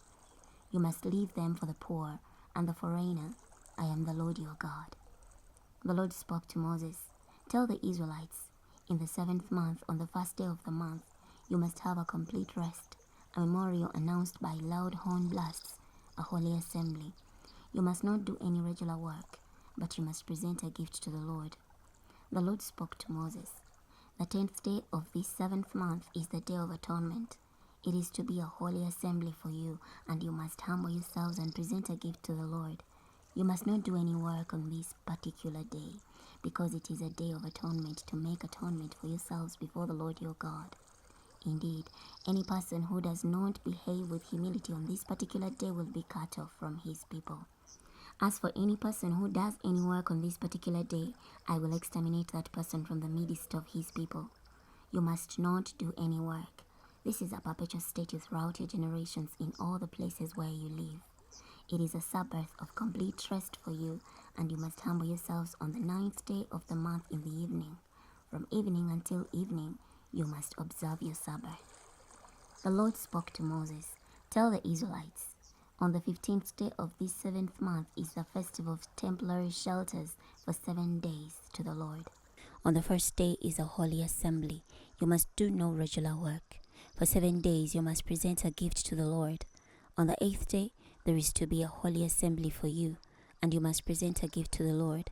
It is a solemn assembly day. You must not do any regular work. These are the appointed times of the Lord, that you must proclaim as holy assembly to present a gift to the Lord: burnt offering, grain offering, sacrifice, and drink offerings, each day according to its regulation. Beside the Sabbath of the Lord, and all your gifts, votive offerings, and freewill offerings, which you must give to the Lord. On the 15th day of the 7th month, when you gather in the produce of the land, you must celebrate a pilgrim festival of the Lord for 7 days. On the first day is the complete rest, and on the 8th day is complete rest. On the first day you must take for yourselves branches from majestic trees, palm branches, branches of leafy trees, and willows of the brook, and you must rejoice before the Lord your God for 7 days. You must celebrate it as a pilgrim festival to the Lord for 7 days in the year. This is a perpetual statute throughout your generations. You must celebrate it in the 7th month. You must live in temporary shelters for 7 days. Every native citizen in Israel must live in temporary shelters, so that your future generations may know that I made the Israelites live in temporary shelters when I brought them out from the land of Egypt. I am the Lord your God." So Moses spoke to the Israelites about the appointed times of the Lord. Chapter 24. The Lord spoke to Moses, "Command the Israelites to bring to you pure oil of beaten olives for the light, to make a lamp burn continually. Outside the veil canopy of the congregation in the meeting tent, Aaron must arrange it from evening until morning before the Lord continually. This is a perpetual statute throughout your generations. On the ceremonially pure lampstand, he must arrange the lamps before the Lord continually. You must take choice wheat flour and bake 12 loaves. There must be 2/10 of an ephah of flour in each loaf. And you must set them in 2 rows, 6 in a row, on the ceremonially pure table before the Lord. You must put pure frankincense on each row, and it will become a memorial portion for the bread, a gift to the Lord. Each Sabbath day Aaron must arrange it before the Lord continually. This portion is from the Israelites as a perpetual covenant. It will belong to Aaron and his sons, and they must eat it in a holy place because it is most holy to him, a perpetual allotted portion from the gifts of the Lord. Now an Israelite woman's son, whose father was an Egyptian, went out among the Israelites, and the Israelite woman's son and an Israelite man had a fight in the camp. The Israelite woman's son misused the name and cursed. So they brought him to Moses. Now his mother's name was Shelemith, daughter of Dibri, of the tribe of Dan. So they placed him in custody until they were able to make a clear legal decision for themselves based on words from the mouth of the Lord. Then the Lord spoke to Moses, "Bring the one who cast outside the camp, and all who had him are to lay their hands on his head, and the whole congregation is to stone him to death. Moreover, you are to tell the Israelites, if any man curses his God, he will bear responsibility for his sin. And one who misuses the name of the Lord must surely be put to death. The whole congregation must surely stone him, whether he is a foreigner or a native citizen. When he misuses the name, he must be put to death. If a man beats any person to death, he must be put to death. One who beats an animal to death must make restitution for it, life for life. If a man inflicts an injury on his fellow citizen, just as he has done, it must be done to him. Fracture for fracture, eye for eye, tooth for tooth. Just as he inflicts an injury on another person, that same injury must be inflicted on him. One who beats an animal to death must make restitution for it, but one who beats a person to death must be put to death. There will be one regulation for you, whether a foreigner or a native citizen, for I am the Lord your God. Then Moses spoke to the Israelites, and they brought the one who cast outside the camp and stoned him with stones. So the Israelites did just as the Lord had commanded Moses. Chapter 25. The Lord spoke to Moses at Mount Sinai. Speak to the Israelites and tell them, when you enter the land that I am giving you, the land must observe a Sabbath to the Lord. 6 years you may sow your field, and 6 years you may prune your vineyard and gather the produce. But in the 7th year, the land must have a Sabbath of complete rest, a Sabbath to the Lord. You must not sow your field or prune your vineyard. You must not gather in the aftergrowth of your harvest, and you must not pick the grapes of your unpruned vines. The land must have a year of complete rest. You may have the Sabbath produce of the land to eat, you, your male servant, your female servant, your hired worker, the resident foreigner who stays with you, your cattle, and the wild animals that are in your land. All its produce will be for you to eat. You must count off 7 weeks of years, 7 times 7 years, and the days of the 7 weeks of years will amount to 49 years. You must sound loud horn blasts in the 7th month, on the 10th day of the month, on the day of atonement. You must sound the horn in your entire land. So you must consecrate the 50th year, and you must proclaim a release in the land for all its inhabitants. That year will be your jubilee. Each one of you must return to his property, and each one of you must return to his clan. That 50th year will be your jubilee. You must not sow the land, harvest its aftergrowth, or pick the grapes of its unpruned vines. Because that year is a jubilee, it will be holy to you. You may eat its produce from the field. In this year of jubilee, you must each return to your property. If you make a sale to your fellow citizen, or buy from your fellow citizen, no one is to wrong his brother. You may buy it from your fellow citizen according to the number of years since the last jubilee. He may sell it to you according to the years of produce that are left. The more years there are, the more you may make its purchase price, and the fewer years there are, the less you must make its purchase price, because he is only selling to you a number of years of produce. No one is to oppress his fellow citizen, but you must fear your God, because I am the Lord your God. You must obey my statutes and my regulations. You must be sure to keep them, so that you may live securely in the land. The land will give its fruit, and you may eat until you are satisfied, and you may live securely in the land. If you say, what will we eat in the 7th year, if we do not sow and gather our produce? I will command my blessing for you in the 6th year, so that it may yield the produce for 3 years. And you may sow the 8th year and eat from that 6th year's produce, old produce, until you bring in the 9th year's produce. You may eat old produce. The land must not be sold without reclaim, because the land belongs to me, for you are foreigners and residents with me.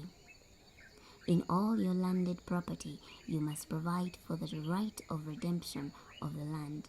If your brother becomes impoverished and sells some of his property, his near redeemer is to come to you and redeem what his brother sold.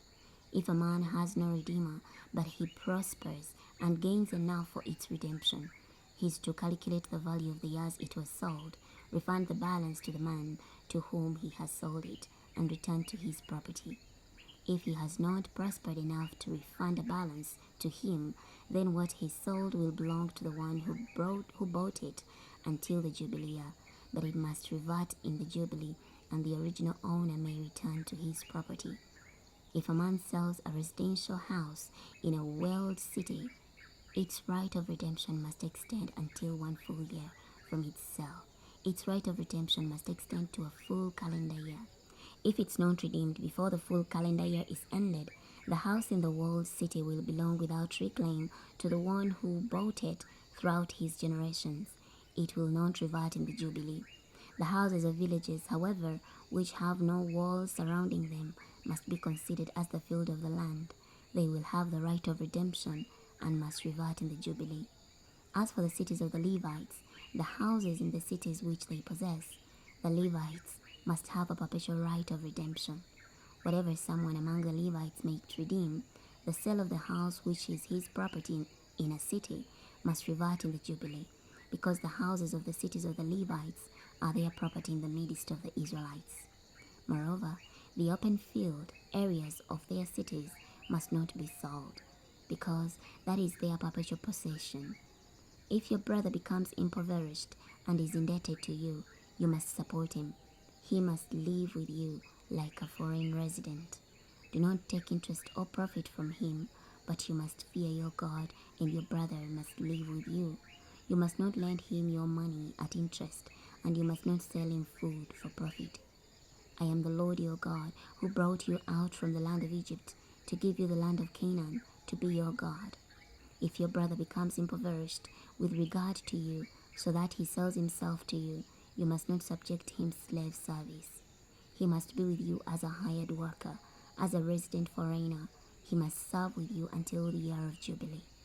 But then he may go free, he and his children with him, and may return to his family and to the property of his ancestors. Since they are my servants whom I brought out from the land of Egypt, they must not be sold in a slave sale. You must not rule over him harshly, but you must fear your God.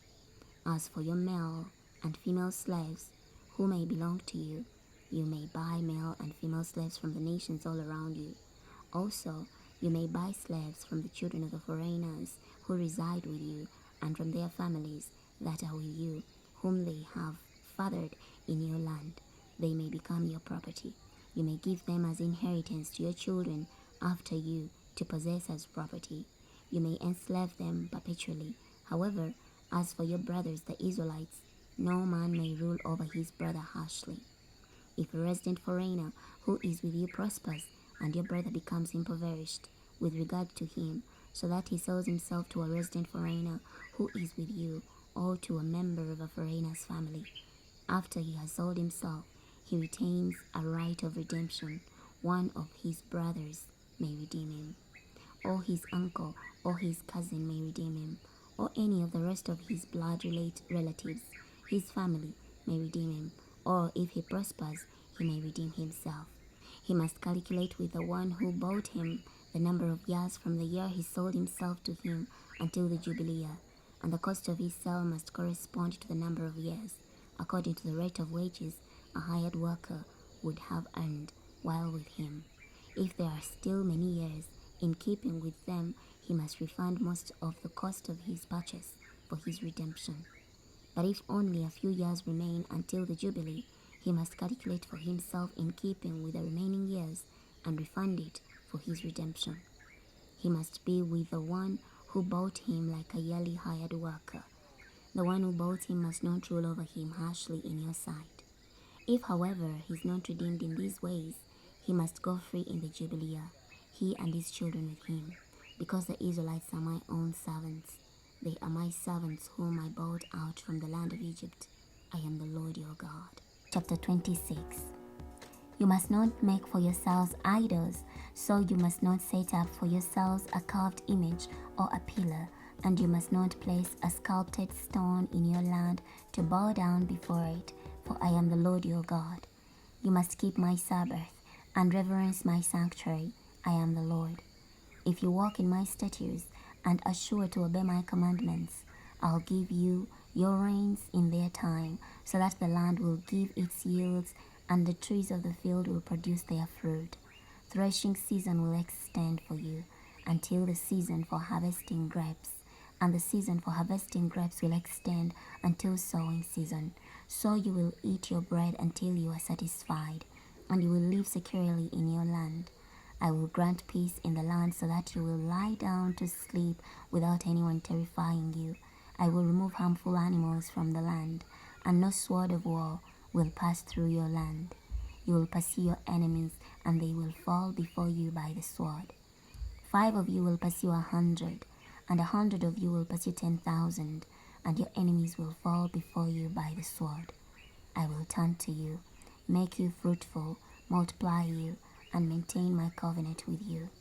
You will still be eating stored produce from the previous year, and you will have to clean out what is stored from the previous year to make room for new. I will put my tabernacle in your midst, and I will not abhor you. I will walk among you, and I will be your God, and you will be my people. I am the Lord your God, who brought you out from the land of Egypt, from being their slaves, and I broke the bars of your yoke, and caused you to walk upright. If, however, you do not obey me, and keep all these commandments, if you reject my statutes, and abhor my regulations, so that you do not keep all my commandments, and you break my covenant, I, for my part, will do this to you. I will inflict horror on you, consumption and fever, which diminish eyesight and drain away the vitality of life. You will sow your seed in vain, because your enemies will eat it. I will set my face against you. You will be struck down before your enemies. Those who hate you will rule over you, and you will flee when there is no one pursuing you. If, in spite of all these things, you do not obey me, I will discipline you 7 times more on account of your sins. I will break your strong pride and make your sky like iron and your land like bronze. Your strength will be used up in vain. Your land will not give its yield, and the trees of the land will not produce their fruit. If you walk in hostility against me and are not willing to obey me, I will increase your affliction 7 times according to your sins. I will send the wild animals against you, and they will bereave you of your children, inhalate your cattle, and diminish your population, so that your roads will become deserted. If in spite of these things you do not allow yourselves to be disciplined, and you walk in hostility against me, I myself will also walk in hostility against you, and strike you 7 times on account of your sins. I'll bring on you an avenging sword, a covenant vengeance. Although you will gather together into your cities, I will send pestilence among you, and you will be given into enemy hands. When I break off your supply of bread, 10 women will bake your bread in one oven. They will ration your bread by weight, and you will eat and not be satisfied. If in spite of this you do not obey me, but walk in hostility against me, I will walk in hostile rage against you, and I myself will also discipline you 7 times on account of your sins. You will eat the flesh of your sons and the flesh of your daughters. I will destroy your high places and cut down your incense altars, and I will slack your dead bodies on top of the lifeless bodies of your idols. I will abhor you. I will lay your cities waste and make your sanctuaries desolate, and I will refuse to smell your soothing aromas. I myself will make the land desolate, and your enemies who live in it will be appalled. I will scatter you among the nations and unsheath the sword after you. So your land will become desolate, and your cities will become a waste. Then the land will make up for its Sabbath all the days it lies desolate, while you are in the land of your enemies. Then the land will rest and make up its Sabbath. All the days of the desolation it will have the rest it did not have on your Sabbath when you lived on it. As for the ones who remain among you, I will bring despair into their hearts. In the lands of their enemies, the sound of a blowing leaf will pursue them, and they will flee as one who flees the sword, and fall down even though there is no pursuer. They will stumble over each other as those who flee before a sword, though there is no pursuer, and there will be no one to take a stand for you before your enemies. You will perish among the nations. The land of your enemies will consume you. As for the ones who remain among you, they will rot away because of their iniquity in the lands of your enemies. And they will also rot away because of their ancestors' iniquities, which are with them. However, when they confess their iniquity and their ancestors' iniquity, which they committed by trespassing against me, by which they also walked in hostility against me, and I myself will walk in hostility against them and bring them into the land of their enemies. And then their uncircumcised hearts become humbled, and they make up for their iniquity. I will remember my covenant with Jacob, and also my covenant with Isaac, and also my covenant with Abraham, and I will remember the land. The land will be abandoned by them, in order that it may make up for its Sabbath, while it is made desolate without them, and they will make up for their iniquity, because they have rejected my regulations and have abhorred my statutes.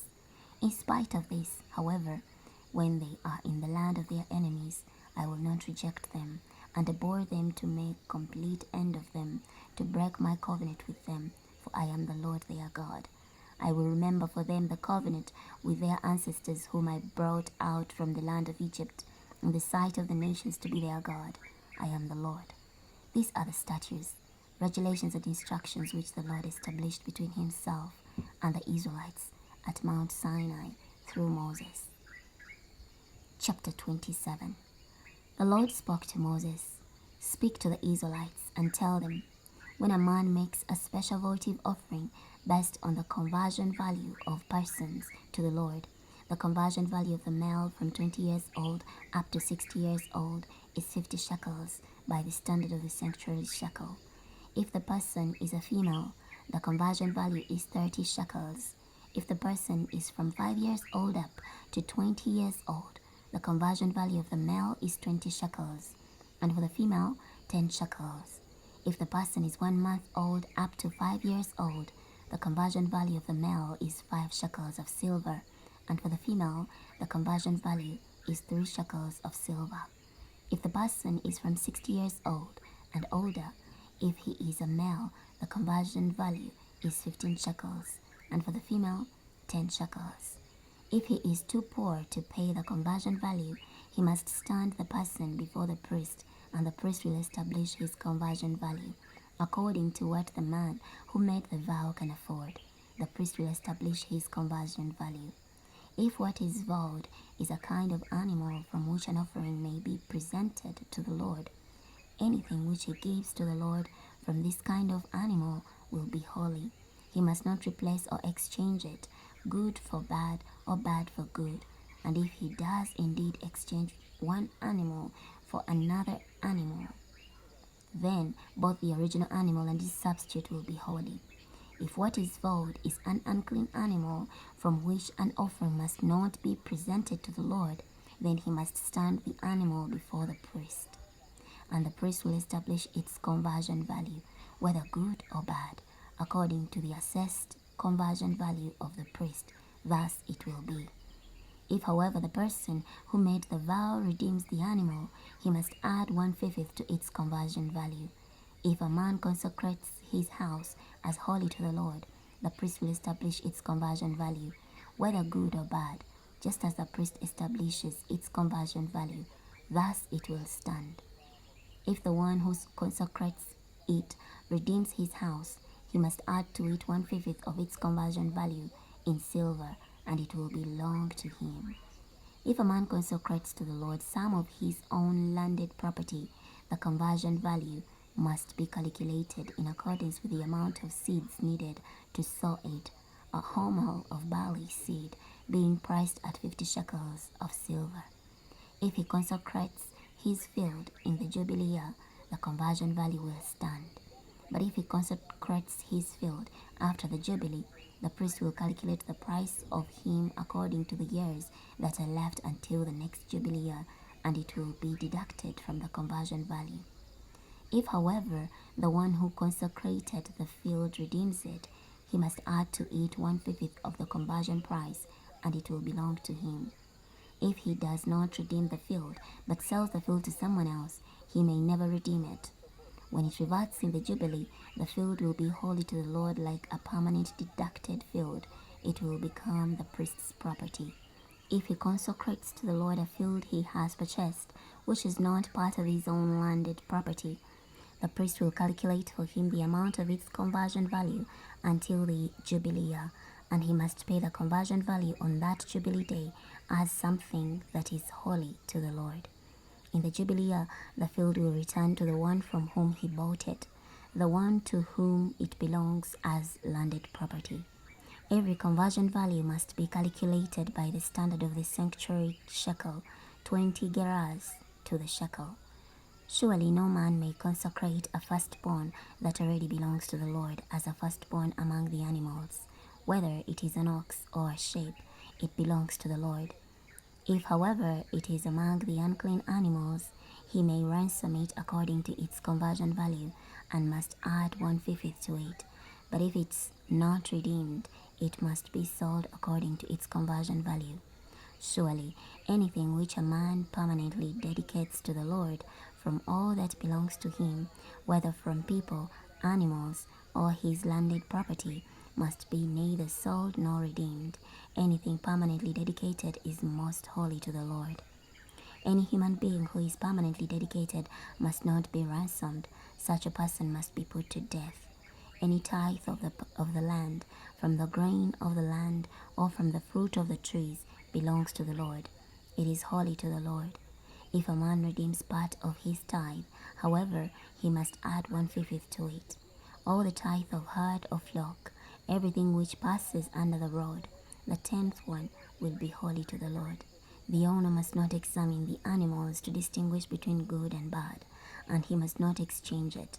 If, however, he does exchange it, both the original animal and its substitute will be holy. It must not be redeemed.